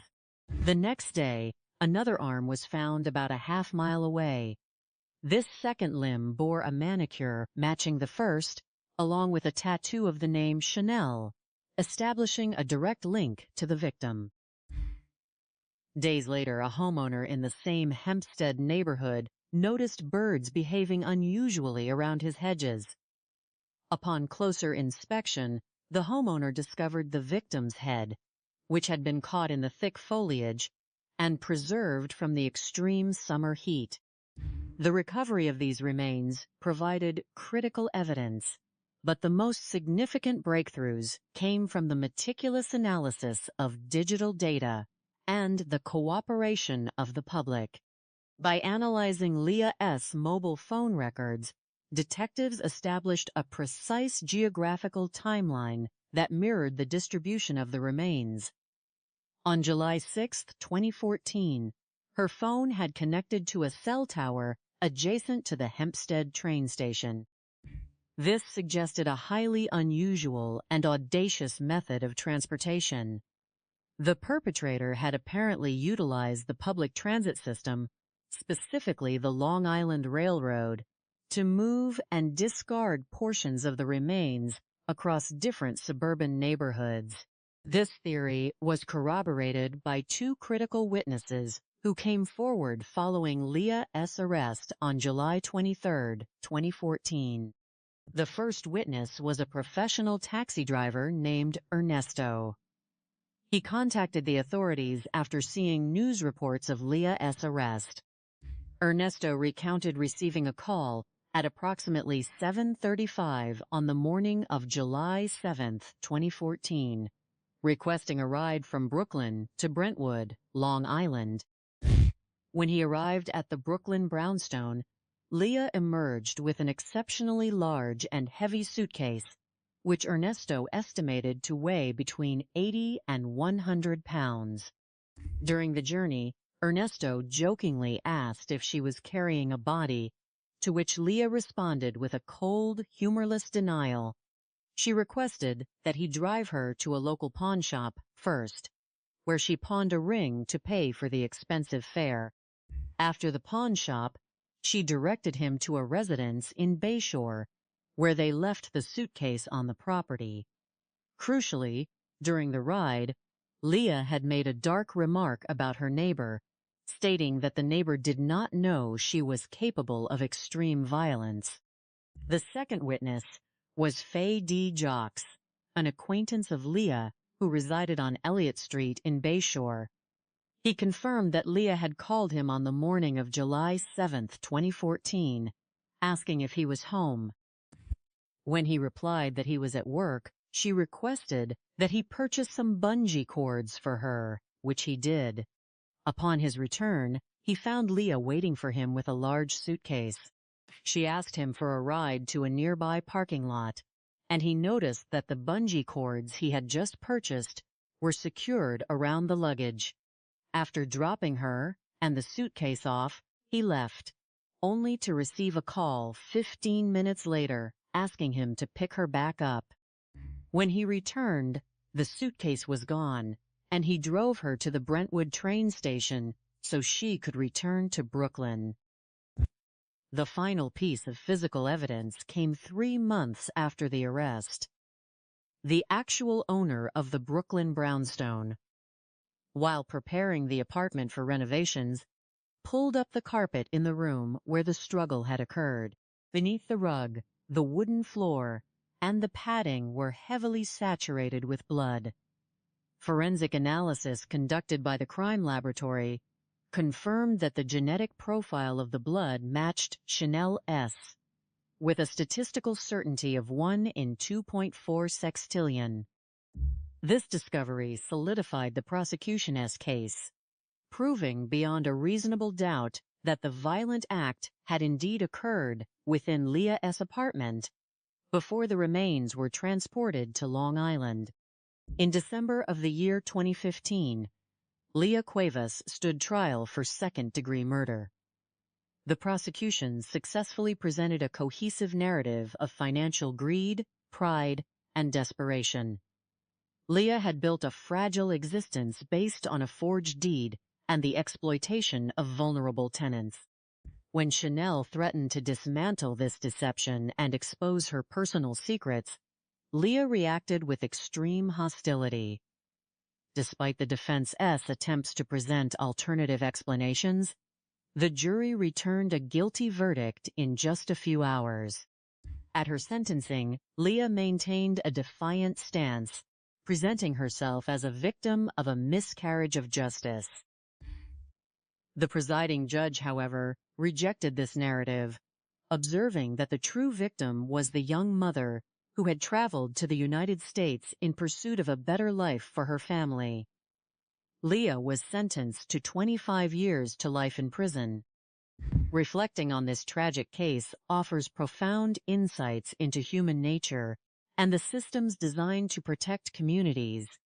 The primary motive behind this crime was not a sophisticated criminal plot, but rather a toxic combination of financial opportunism and the desperate fear of exposure. Leah S. actions highlight a psychological pattern where minor deceptions, such as forging a property deed and overcharging tenants, can escalate into catastrophic violence when the perpetrator's pride and security are threatened. This underscores the importance of community vigilance and the necessity of verifying legal and residential arrangements. For individuals renting properties, especially those within vulnerable immigrant communities, utilizing official channels to verify landlord credentials and property deeds can serve as a vital safeguard against exploitation. The investigation also illustrates a common paradox in criminal behavior: the illusion of sophistication versus the reality of execution. While the perpetrator attempted to cover up her actions by cleaning the scene, disposing of evidence in multiple locations, and fabricating a story about an alternative suspect, her plan was ultimately undone by basic errors. The use of her personal mobile phone, which tracked her movements to the exact locations where the remains were found, and her reliance on public transportation and acquaintances to move evidence, demonstrated a complete failure to comprehend the capabilities of modern forensic science and digital tracking. Investigators were able to systematically dismantle her defense by combining traditional policing techniques, such as door-to-door inquiries and witness interviews, with advanced technology like cell tower analysis and high-precision genetic testing. For law enforcement, this case offers valuable lessons in speed and efficiency. The rapid resolution of the investigation was made possible by the immediate and widespread use of the media to identify the victim through her unique tattoos. By engaging the public early, the police received the crucial tip from Guyana that established the victim's identity within 24 hours of the media broadcast. Furthermore, the meticulous documentation of the initial crime scene, including the recovery of the out-of-place bungee cords, provided the essential links that later connected the physical evidence to the testimonies of the cab driver and the acquaintance. The seamless coordination between different jurisdictions, from the initial discovery in Suffolk County to the subsequent finds in Nassau County, and the final arrest in Brooklyn, demonstrates that interagency cooperation is vital when tracking perpetrators who attempt to cross jurisdictional boundaries to conceal their actions. Ultimately, the story of Chanel LaToya Thompson Brown is a poignant reminder of the resilience of the human spirit and the importance of justice. She was a mother, a wife, and a daughter who possessed a deep love for her family and an unwavering commitment to securing their future. While her life was cut short by an act of senseless hostility, her memory is preserved through her children, who continue to pursue their education and careers in accordance with the values she instilled in them. The dedication of the investigators, the prosecutors, and the members of the community who came forward to testify ensured that the truth was brought to light and that the individual responsible was held fully accountable. In the face of tragedy, the collective effort to honor the victim's life and uphold the law serves as an enduring testament to the triumph of justice and the strength of the human community. The quest for a better life is a universal human experience that has shaped the history of many nations, particularly the United States of America.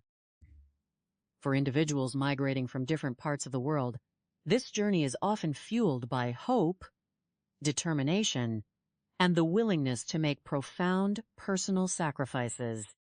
Among those who embarked on this path was Chanel Thompson Brown, a young woman born on November 6, 1986, in the Cooperative Republic of Guyana. Growing up in Cumberland Berbice, a rural and close-knit community, she was surrounded by a culture deeply rooted in family values and social cohesion. In such communities, neighbors are like extended family members, and mutual support is a natural way of life. This upbringing instilled in her a warm, affectionate, and trusting nature, characteristics that would define her interactions with others throughout her life.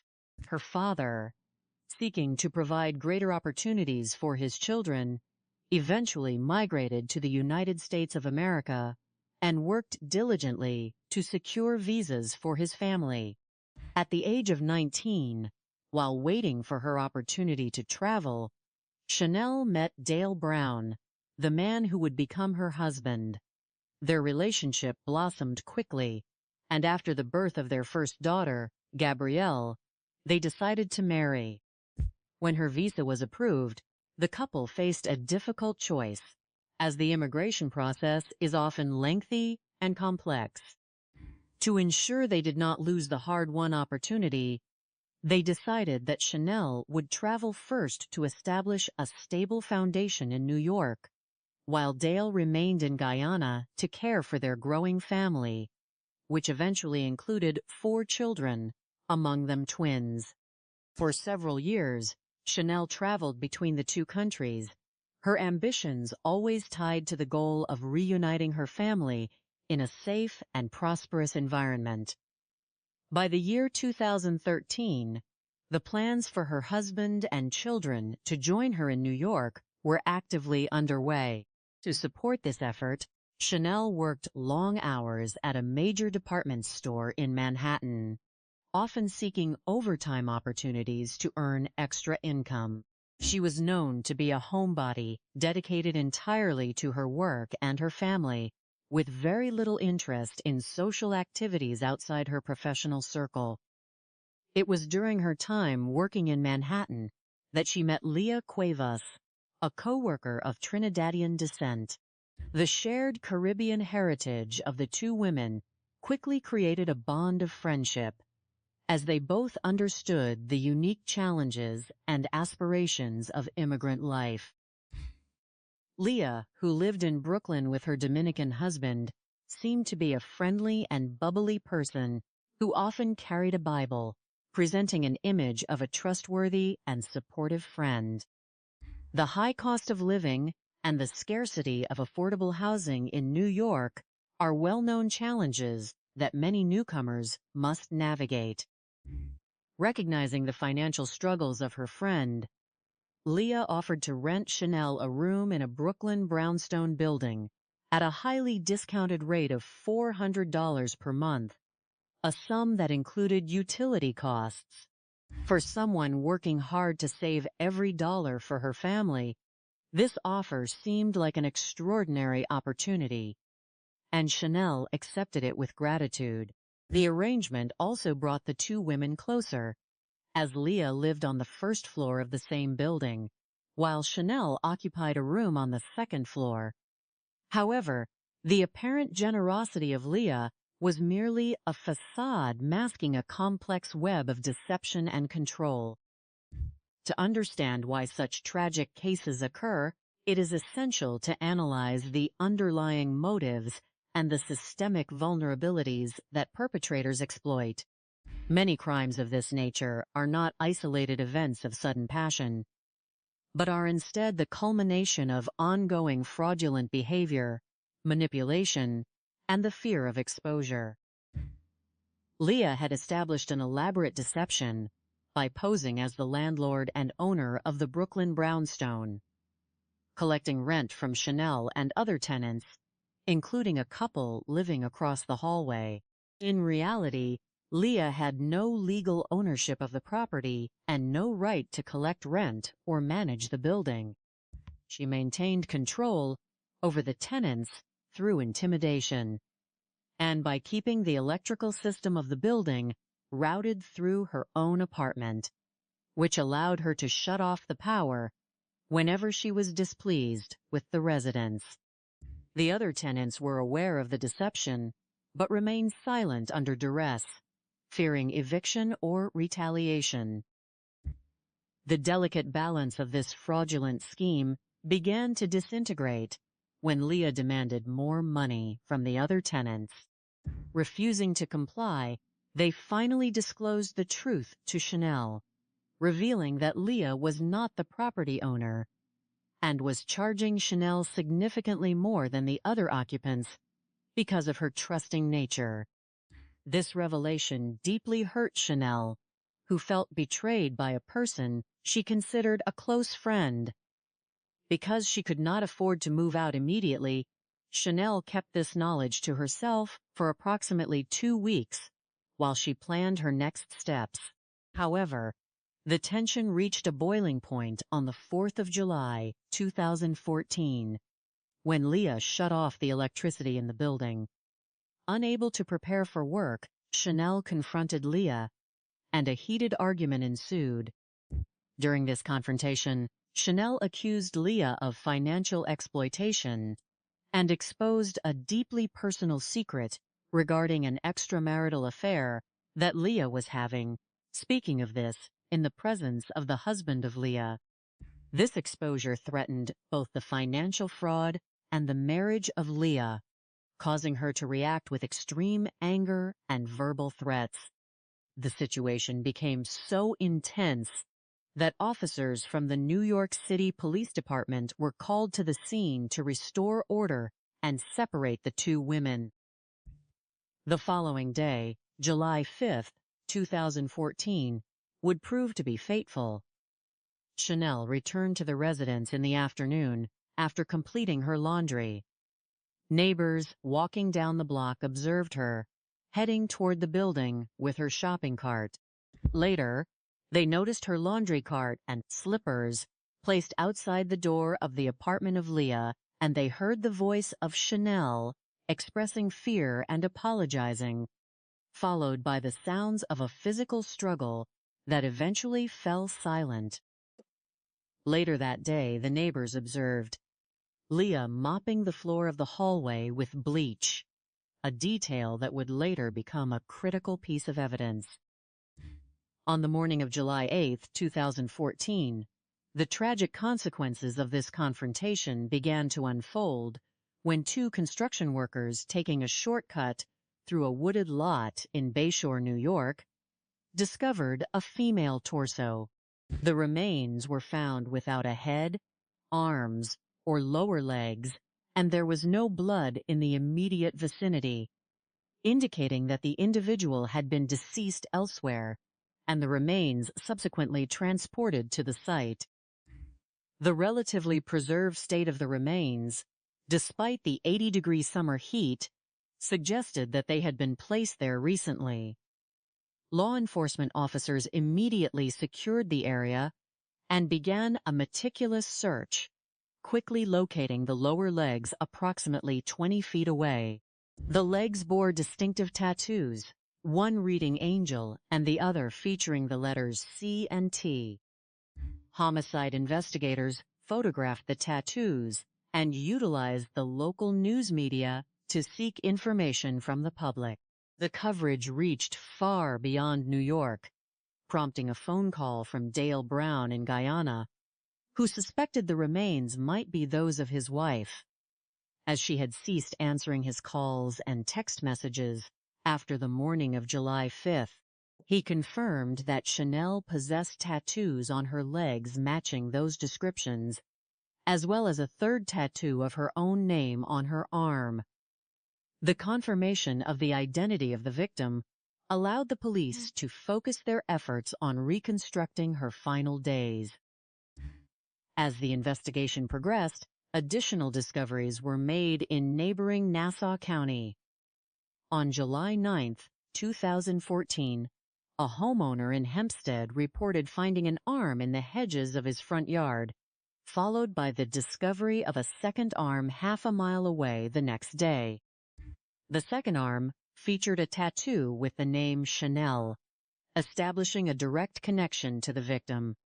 Finally, on July 10th, a resident in Hempstead noticed blue jays acting unusually around a hedgerow, leading to the discovery of the head of the victim, which had remained relatively preserved because it had not come into contact with the ground. The autopsy conducted by medical examiners revealed that Chanel had suffered 39 injuries, a finding that strongly suggested a highly personal and rage-driven attack. Investigators immediately began interviewing individuals associated with the victim, starting with her landlord and friend, Leah Cuevas. Leah voluntarily appeared at the police precinct to clear her name, claiming that she and Chanel were close friends, and that the blood in her apartment was merely the result of a physical fight they had resolved. She further asserted that Chanel had left the building alive in the company of a Jamaican man, suggesting that Chanel was involved in a secret relationship. However, comprehensive interviews with family members, co-workers, and a local taxi driver who regularly provided rides to Chanel completely refuted this claim, painting a consistent portrait of Chanel as a faithful and devoted mother, whose sole focus was her family. To build a compelling case, investigators relied heavily on modern technology and detailed witness testimony. A crucial breakthrough came from the analysis of the cellular phone records of Leah. The data showed that on July 6th and 7th, her phone was active near the cell towers in Hempstead, precisely where the arms and head were later discovered. The location of the phone coincided with the Long Island Railroad network, suggesting that the perpetrator had utilized public transit to transport and discard the remains of the victim. This analytical evidence was further strengthened by the sudden appearance of two key witnesses after the arrest of Leah on July 23, 2014. The first witness, a professional taxi driver named Ernesto, contacted the police after seeing the arrest of Leah on television. He recalled picking her up from her Brooklyn residence on the morning of July 7, 2014, to drive her to Brentwood. He noted that she was carrying an exceptionally large and heavy suitcase, weighing between 80 and 100 pounds, which he had to help her load into the vehicle. During the journey, Leah made a chilling remark, stating that her neighbor did not know she would chop her up and feed her to the dogs, a comment the driver had initially dismissed as an empty threat. He also reported that she requested to stop at a local pawn shop, where she pawned a ring to pay for the fare. Investigators later recovered this ring and confirmed it belonged to Chanel. Ernesto dropped Leah off at a residence on Elliott Street in Bayshore and then returned her to a train station. The residence on Elliott Street belonged to Faye Jocks, an old friend of Leah. When interviewed by police, he recalled receiving a call from Leah on July 7th, asking if he was home and requesting that he purchase bungee cords for her from a local home improvement store. Upon his return, he found Leah waiting with a large suitcase wrapped in the newly purchased bungee cords. She requested a ride to a nearby parking lot, where he helped her unload the suitcase. 15 minutes later, she called him to pick her up, and he noticed the suitcase was no longer in her possession. He then drove her to the Brentwood train station. The bungee cords found near the torso in Bayshore matched the description of the cords purchased by this witness. The final piece of direct physical evidence was secured 3 months after the arrest of Leah. The lawful owner of the Brooklyn brownstone, while preparing the second-floor apartment for renovation, discovered a significant stain beneath the carpet in the living room. Forensic analysis confirmed that the stain was blood matching the deoxyribonucleic acid of Chanel, establishing beyond doubt that the apartment of Leah was the primary crime scene. The trial of Leah Cuevas took place in December 2015. The prosecution presented a meticulous circumstantial case, weaving together the cellular phone records, the testimonies of the 2 taxi drivers, and the friend who purchased the bungee cords, the pawned ring, and the forensic blood evidence. They argued that the crime was driven by extreme anger and fear of exposure, as Chanel had threatened to dismantle the fraudulent rental scheme and had revealed the infidelity of Leah to her husband. Although the defense attempted to suggest alternative explanations for the travels of Leah and the presence of the remains, the jury found the evidence overwhelming and returned a guilty verdict on December 15, 2015. At the sentencing hearing, the defendant expressed no remorse, prompting the judge to note that the victim was a completely innocent individual led to a tragic fate, before sentencing Leah to 25 years to life in prison. The frequency of such tragic occurrences in urban environments can often be attributed to several socioeconomic factors, including the housing struggles faced by low-income families and immigrants. The informal rental markets that operate outside legal supervision, and the isolation of victims who may hesitate to contact authority figures due to their status or fear of complications. To prevent such tragedies, communities must emphasize the importance of verifying housing arrangements through official public records, avoiding agreements that rely solely on verbal trust, and establishing strong support networks through local community organizations. For law enforcement, the rapid resolution of this case highlights the critical importance of multi-jurisdictional cooperation, the immediate utilization of media to identify victims, the thorough canvassing of transport services, such as taxi unions, and the rigorous preservation of digital and forensic evidence. Through these efforts, justice was achieved for Chanel Thompson Brown, serving as a reminder of the enduring commitment of the legal system to protect the vulnerable and hold perpetrators of violence accountable. The peaceful, sun-drenched atmosphere of a midsummer morning on Long Island was shattered in the year 2014 when a discovery in a wooded lot near Bay Shore, New York, set off an investigation that would expose the dark depths of human betrayal and greed. It was on the 8th of July that two construction workers, seeking a shortcut through a vacant lot, came upon a site that immediately prompted them to dial the emergency services number 911. What they had found was a torso, severely compromised and lacking identification, a head or arms. The legs had been severed below the knee. The absolute absence of blood at the scene suggested to the responding homicide detectives that this was not where the individual had lost her life, but rather a carefully chosen disposal site. Given the 80-degree summer heat, investigators knew that decomposition would progress rapidly, leaving them with a very narrow window of time to establish the victim's identity and begin tracking the person responsible. The immediate challenge for the Suffolk County Police Department was the lack of direct identifiers. There were no hands, meaning fingerprint databases were useless, and the absence of a head ruled out dental records or facial recognition. However, within 20 feet of the torso, detectives recovered the lower portion of the legs, which bore two highly distinctive tattoos.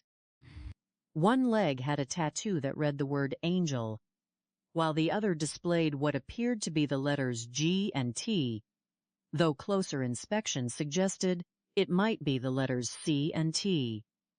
Recognizing that these markings were their best hope, the department released photographs of the tattoos to the media, hoping that someone, somewhere, would recognize the artistry. The reach of modern media proved its worth the very next morning when a phone call came in from halfway around the world. A man named Dale Brown, calling from the Cooperative Republic of Guyana, contacted the police with a heavy heart. He had seen the news reports online and feared that the remains belonged to his wife, Chanel LaToya Thompson Brown, who had been living and working in New York while they navigated the complex immigration process to bring him and their 4 children to the United States. Dale explained that his wife had 3 tattoos, one on her arm spelling her name, one on one leg saying Angel, and another on her opposite leg with the initials C and T. When investigators compared the photographs Dale sent with the markings found on the remains, the match was undeniable. The agonizing confirmation brought a profound sense of sorrow to the investigators, who were now determined to find justice for this young mother of 4. Chanel LaToya Thompson Brown was born on the 6th of November in the year 1986 in the rural countryside of Guyana. She grew up in Cumberland, Berbice, a community where everyone knew one another and life revolved around family and social cohesion. Chanel was known as a warm, affectionate, and ambitious young woman who, like many in the Caribbean, dreamed of building a prosperous life in the United States. Her father had worked tirelessly to secure visas for his children, and at 19 years old, Chanel met the man who would win her heart, Dale Brown. Their connection was instantaneous, built on mutual respect and shared laughter. Within a year, they welcomed their first daughter, and soon after, Chanel's visa was approved. Making the difficult decision to leave her infant daughter with Dale. Temporarily, Chanel traveled to New York to establish a financial foundation, eventually giving birth to 3 more children during her visits back home. By the year 2013, the couple had mapped out a comprehensive plan for Dale and the children to join her permanently in America, unaware that their dreams would be tragically cut short. In New York, Chanel secured a stable position at a major department store in Manhattan. She was dedicated to her work, frequently volunteering for overtime to maximize her savings for her family. Her social life was modest. She was a devoted mother and wife who spent her free time communicating. They kept her children back in Guyana.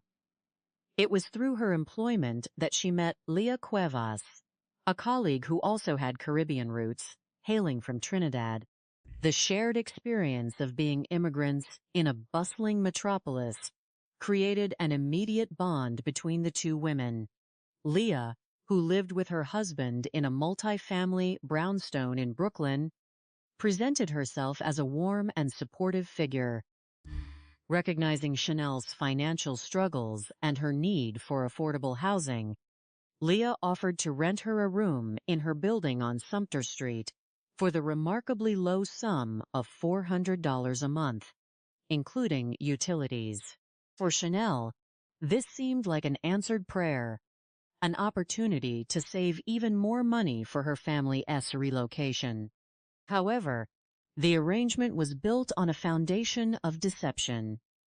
Leah Cuevas was not the owner of the brownstone at 346 Sumter Street. The building had actually belonged to Leah's late uncle, and following his passing, Leah had taken control of the property without legal authority, even going so far as to forge deed documents to present herself as the legitimate landlord. She collected rent from several tenants in the building, pocketing the cash while failing to maintain the property or pay the utility bills.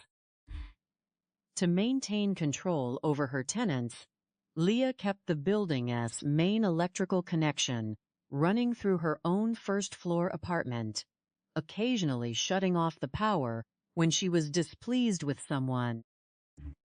The fragile peace in the building began to unravel when other tenants, who had discovered Leah's fraudulent status, decided to share the truth with Chanel. They revealed that not only was Leah not the rightful owner, but she was also charging Chanel significantly more rent than the other residents. Taking advantage of their close friendship, Chanel was deeply hurt and mortified by this betrayal. The situation reached a boiling point on the 4th of July in the year 2014. When Leah shut off the electricity in the building, a furious argument erupted between the two women. During the confrontation, Chanel exposed Leah's financial scam and, in her anger, also revealed personal secrets that Leah had shared in confidence, including an extramarital affair, doing so in front of Leah's husband. The confrontation became so volatile that the New York City Police Department was called to intervene, temporarily diffusing the situation. The next day, the 5th of July, marked the final time anyone saw Chanel alive. Neighbors reported seeing her return to the building in the afternoon with her laundry cart. Shortly afterward, they heard a violent physical altercation coming from Leah's apartment. Through the walls, they heard Chanel crying out in fear, apologizing, followed by a sudden, chilling silence. Later that evening, the neighbors noticed that Chanel's laundry cart and slippers, which had been left in the hallway, were gone, and Leah was seen vigorously mopping the common areas with bleach. As the investigation intensified, Suffolk County detectives, collaborating with Brooklyn authorities, obtained a search warrant for Leah S.'s apartment. While Leah had attempted a thorough cleanup, forensic technicians discovered traces of blood in the hallway and the living room, along with empty bleach bottles and carpet cleaning products in the trash outside. However, the sheer volume of blood expected from a violent struggle did not match the small traces found initially, prompting investigators to suspect that the primary crime scene was elsewhere or had been heavily concealed. When questioned, Leah claimed that she and Chanel had engaged in a minor physical altercation, which explained any blood, but insisted that Chanel had left the building alive with an unidentified acquaintance, attempting to paint Chanel as a transient figure with a complicated personal life. The breakthrough in the case came from a combination of modern digital forensics and civilian civic duty. Investigators secured Leah S.'s mobile phone records, which allowed them to map her location on the days following Chanel S.'s disappearance. The data showed that on the 6th of July, Leah S.'s phone had connected to cellular towers in Hempstead, Long Island, directly adjacent to the train station. This geographical tracking matched the locations where various remains were discovered. On the 9th of July, a homeowner in Hempstead found a severed arm in his front hedges, and the following day, another arm was discovered a short distance away. This second arm bore a tattoo spelling the name Chanel, confirming beyond a doubt that the remains belonged to the missing mother. Finally, on the 17th of July, a homeowner noticed birds behaving strangely near his hedges, leading to the discovery of Chanel's head, which had been preserved from rapid decomposition by the dense foliage. The spatial alignment of the remains along the route of the Long Island Railroad suggested a chilling methodology. It appeared that the perpetrator had transported the remains using public transit, carrying them in a large container and disposing of them in residential neighborhoods near the train stations. This theory was solidified when an honest livery cab driver named Ernesto saw news reports of Leah S.'s arrest on television and immediately contacted his union representative, who then alerted the police. Ernesto reported that on the morning of July 7th, he had picked up Leah, a regular customer of his, from her Brooklyn address.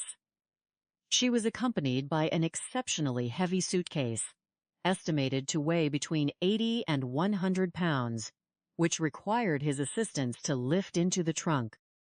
During the drive to Brentwood, Long Island, Leah had made a chilling remark, stating that her neighbor did not know she was capable of extreme violence.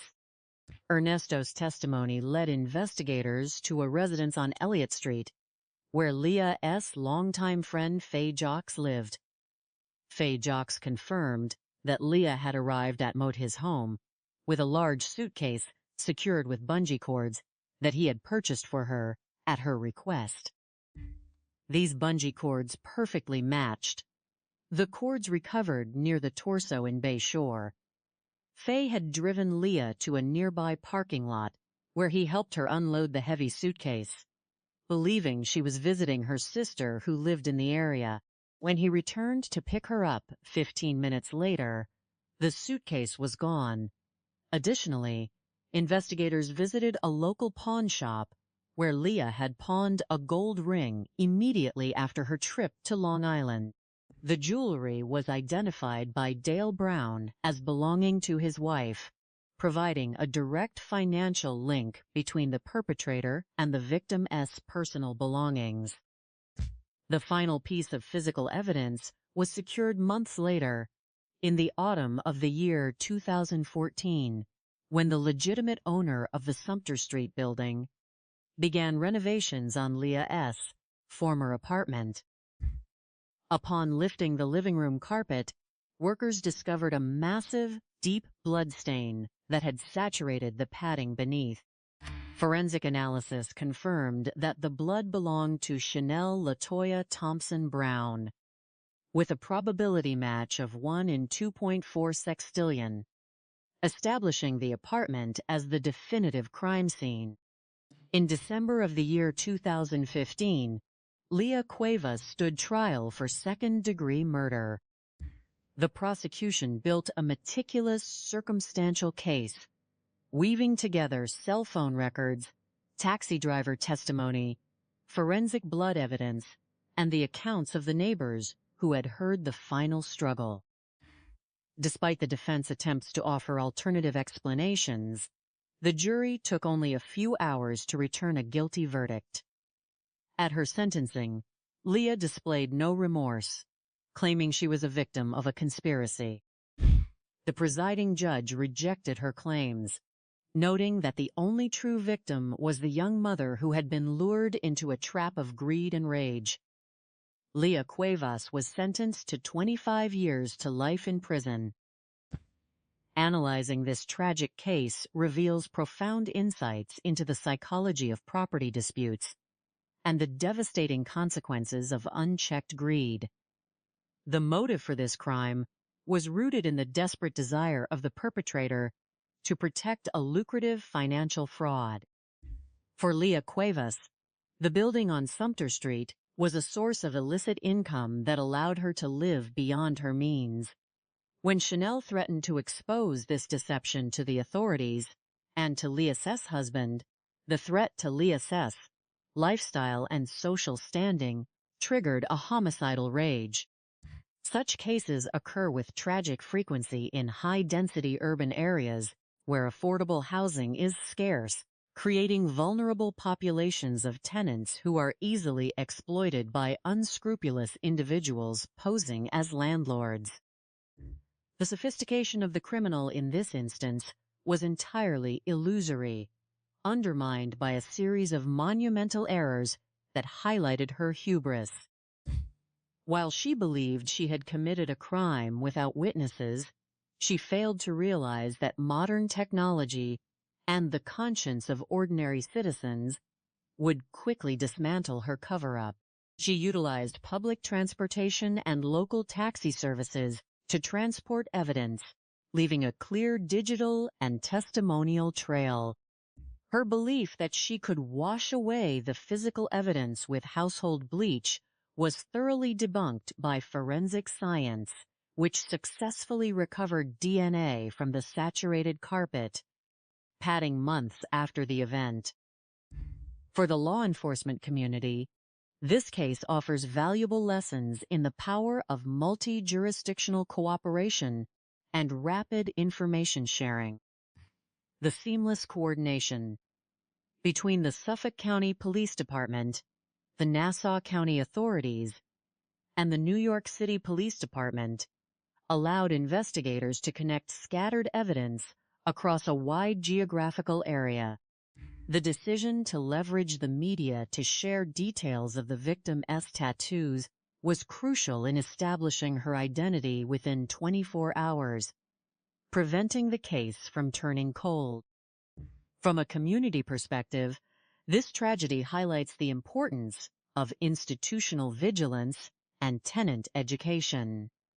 Tenants must be empowered to verify the legal ownership of properties through public records before entering into rental agreements or exchanging funds. Legal mediation services and tenant advocacy groups play a vital role in resolving landlord-tenant disputes safely, ensuring that financial disagreements do not escalate into physical confrontations. By fostering a culture of mutual support and legal literacy, communities can protect their most vulnerable members from exploitation. Ultimately, the resolution of this case is a testament to the victory of justice and the resilience of the human spirit. While the family of Chanel LaToya Thompson Brown was left to grieve a devastating loss, the memory of her warmth, ambition, and dedication to her children remains a guiding light. Her children continue to grow, pursuing their education and honoring the legacy of a mother who sacrificed everything to secure a better future for them in a land of opportunity. The journey toward a better life is a universal human story filled with hope, ambition, and the willingness to make profound sacrifices. For many who travel across oceans to establish a foothold in a new land, the path is paved with hard work and the dream of family reunification. In the sprawling urban landscape of New York, this pursuit of the American dream often intersects with the harsh realities of a competitive housing market and the vulnerabilities of navigating a new society. The tragic loss of Chanel Thompson Brown, a devoted mother and wife who migrated from Guyana to New York, highlights not only the resilience of the human spirit, but also the deep dangers that can lurk within unregulated spaces where trust is misplaced. Through a detailed analysis of this case, we can understand the psychological profiles of those involved, the sociological factors that facilitate such tragic events, and the brilliant investigative techniques that law enforcement officers utilize to bring hidden truths to light. To understand why such a tragedy could occur, one must first examine the socioeconomic vulnerabilities that often surround newly arrived individuals in major metropolitan areas. For a family separated by international borders, the pressure to secure a stable household is immense. Chanel Thompson Brown had been working diligently at a major department store in Manhattan, saving every dollar possible to facilitate the immigration process for her husband, Dale, and their 4 young children. When individuals are focused entirely on saving money for a grander purpose, they become prime targets for unscrupulous actors who offer deals that seem too good to be true. In New York, where rent prices can be overwhelmingly high, the offer of a room for $400 a month, utilities included, was an opportunity that was virtually impossible to pass up. This is where the perpetrator, Leah Cuevas, entered the picture. An analysis of the motive reveals a complex web of financial desperation, fraudulent identity, and an extreme psychological need for control. Leah Cuevas was living a double life. She did not own the Brooklyn brownstone where she resided, yet she posed as the landlord to unsuspecting tenants. After the building's rightful owner passed away, Leah took advantage of the administrative vacuum to assume control of the property, going so far as to collect rent from others to fund her own lifestyle. This imposter landlord syndrome is a rare but highly destructive form of white-collar fraud. For Leah, the building was not just a source of illicit income. It was the foundation of her social standing and her sense of power. She maintained an iron grip on the tenants, using her control over the building's utilities as a tool of compliance. If a tenant displeased her, she possessed the power to disconnect their electricity, effectively demonstrating her absolute authority over their daily lives. The fragile house of cards constructed by Leah began to collapse when the truth inevitably surfaced. In informal housing arrangements, secrets are difficult to keep. When another tenant revealed to Chanel that Leah was not the actual owner of the building and was charging her significantly more than the other residents, the foundation of their friendship was shattered. For Chanel, the revelation was not merely a matter of financial exploitation. It was a profound betrayal of trust by a fellow immigrant whom she had considered a close friend and confidant. The psychology of the perpetrator in this moment is critical to analyze. When an individual's entire identity and source of income are built upon a massive lie, any threat to that lie is perceived as an existential danger. Leah was not just facing the loss of rent money, she was facing exposure as a fraud, potential criminal prosecution, and the complete destruction of her social facade. The situation escalated to a boiling point during the hot summer days of early July in the year 2014. On the 4th of July, a symbolic day of independence, the tension inside the brownstone reached a crisis point when Leah disconnected the electricity. This act of petty retaliation ignited a fierce verbal argument. In the heat of the confrontation, personal grievances were aired publicly, including intimate secrets regarding Leah's personal life. By exposing these secrets in front of Leah's husband, Chanel unwittingly pushed the perpetrator past her psychological breaking point. The public shaming stripped away any remaining pretense of civility. Although local law enforcement officers were called to de-escalate the situation that day, the underlying malice did not dissipate.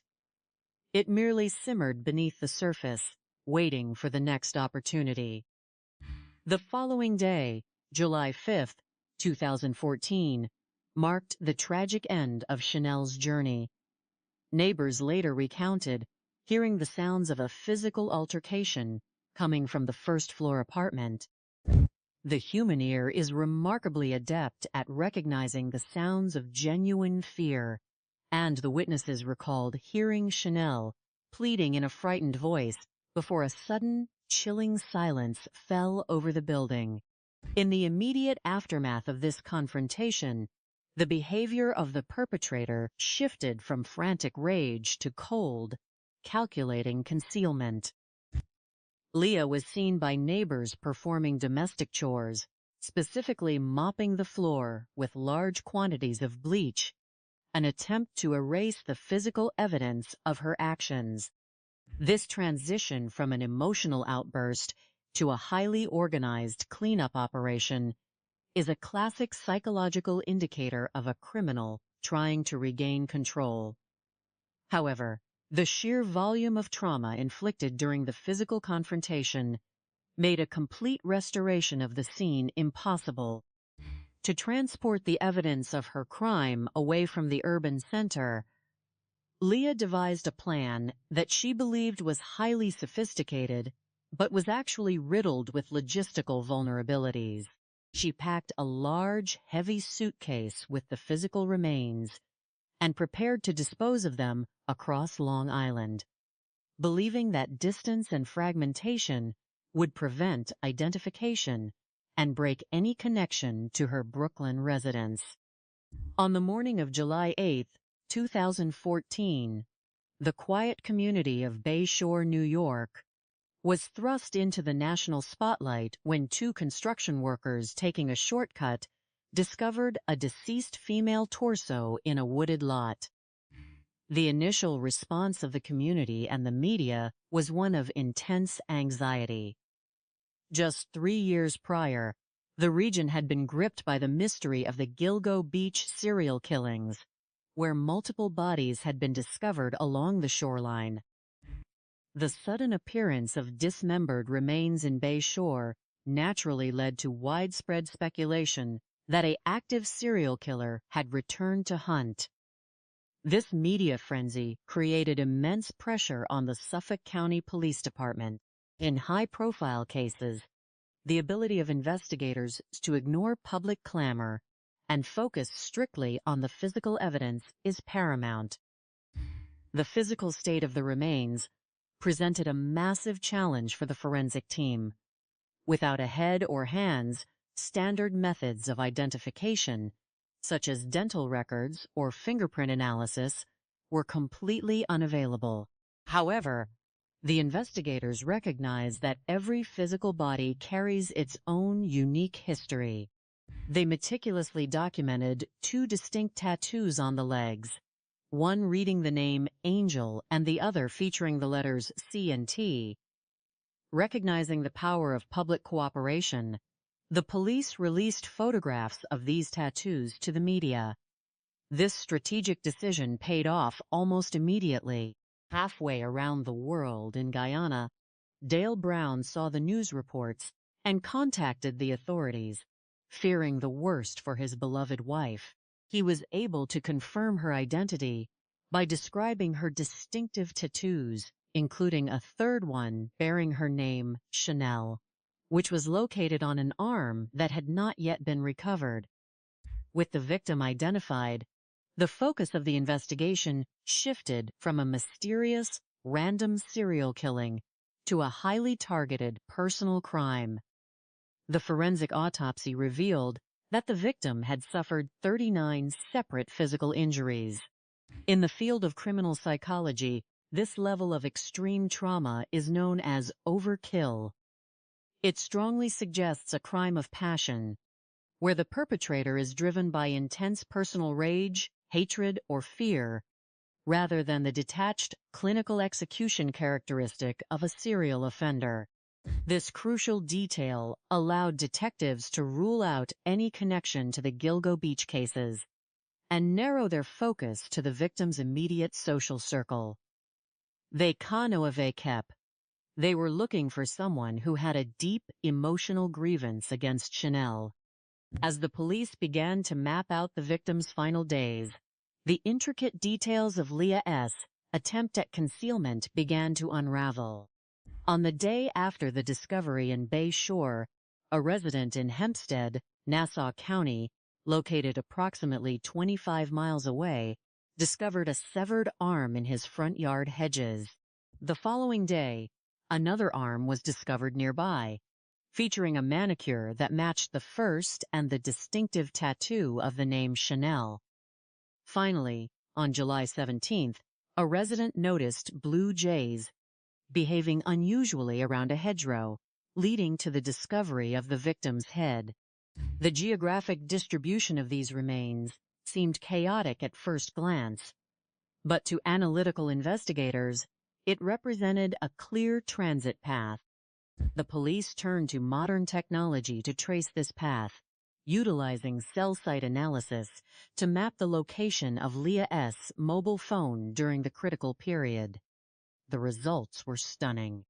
The digital records showed that on July 6th, Leah S.'s phone was communicating with a cell tower located directly adjacent to the Hempstead train station, a major transportation hub connecting Brooklyn to Long Island.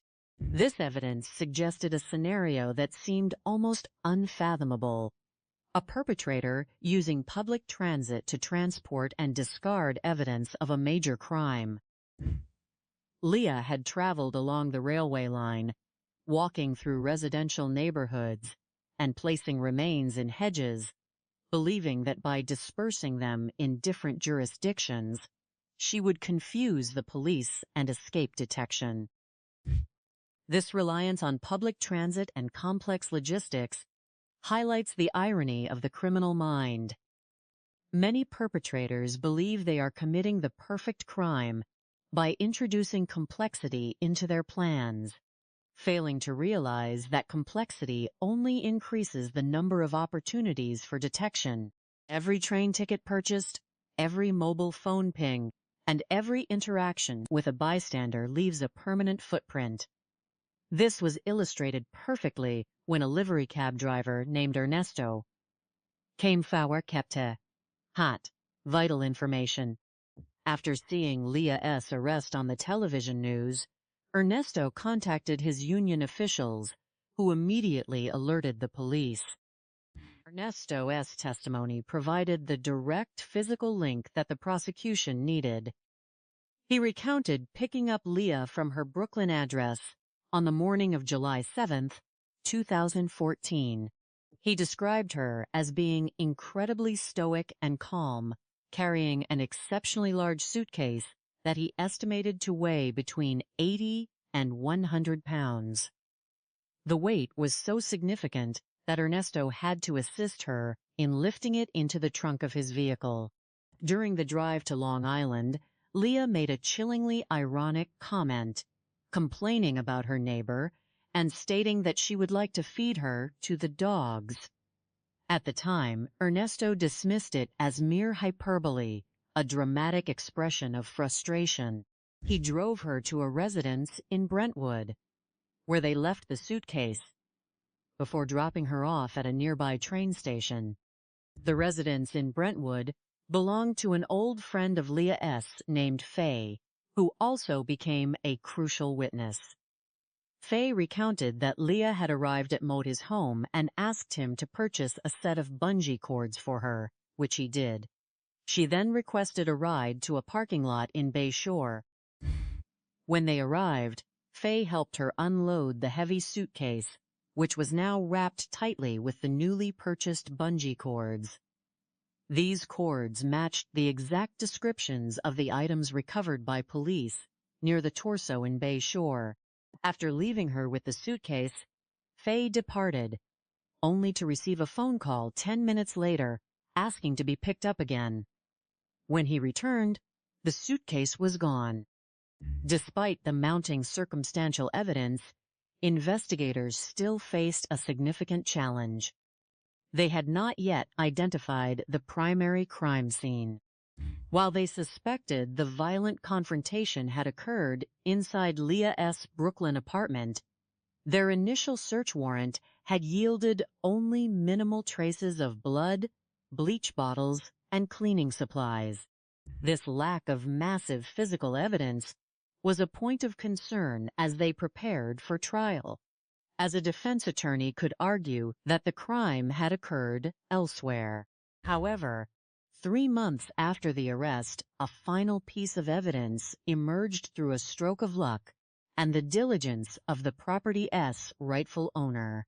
While conducting renovations on the vacant apartment, the owner pulled up the carpet and discovered a large, dark stain on the underlying wooden floorboards and padding. Forensic analysis confirmed that the stain was indeed blood belonging to Chanel Thompson Brown. The physical evidence was now absolute and undeniable.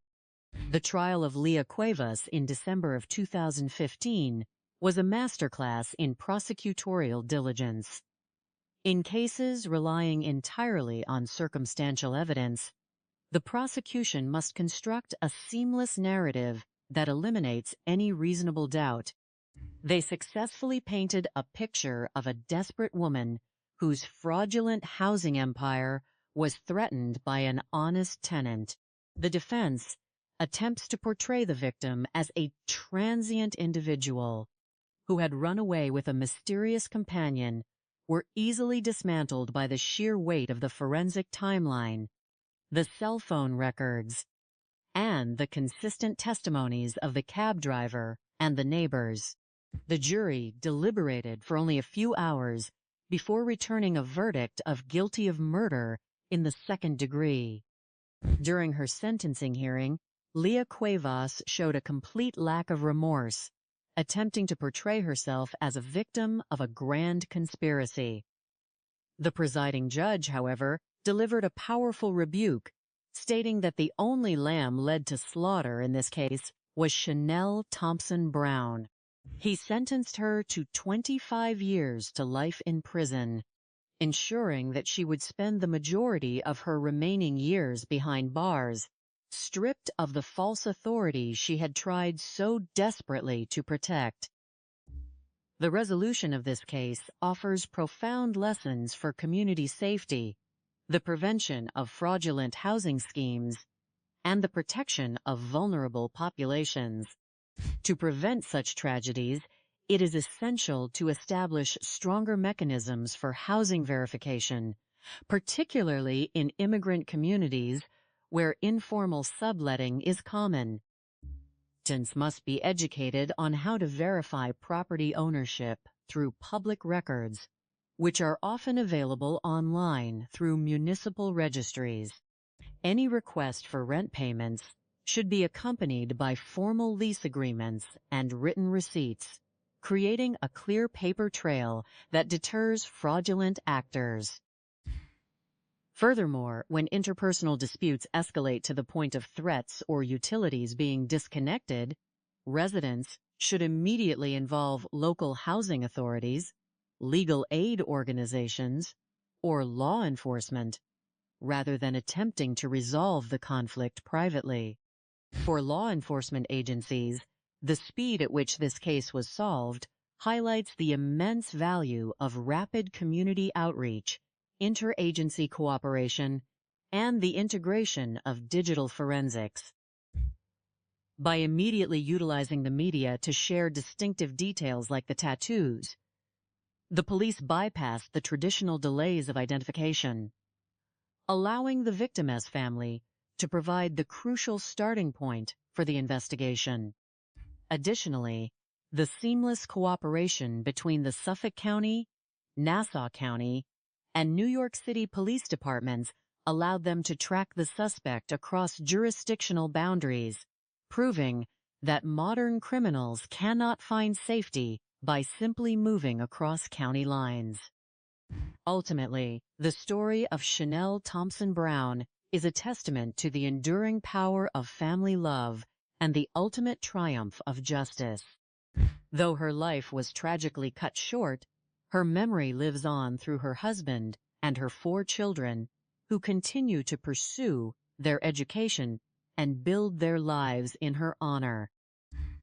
The tireless efforts of the investigators and the courage of the community members who came forward to testify ensured that a deceptive, manipulative perpetrator was held fully accountable for her actions.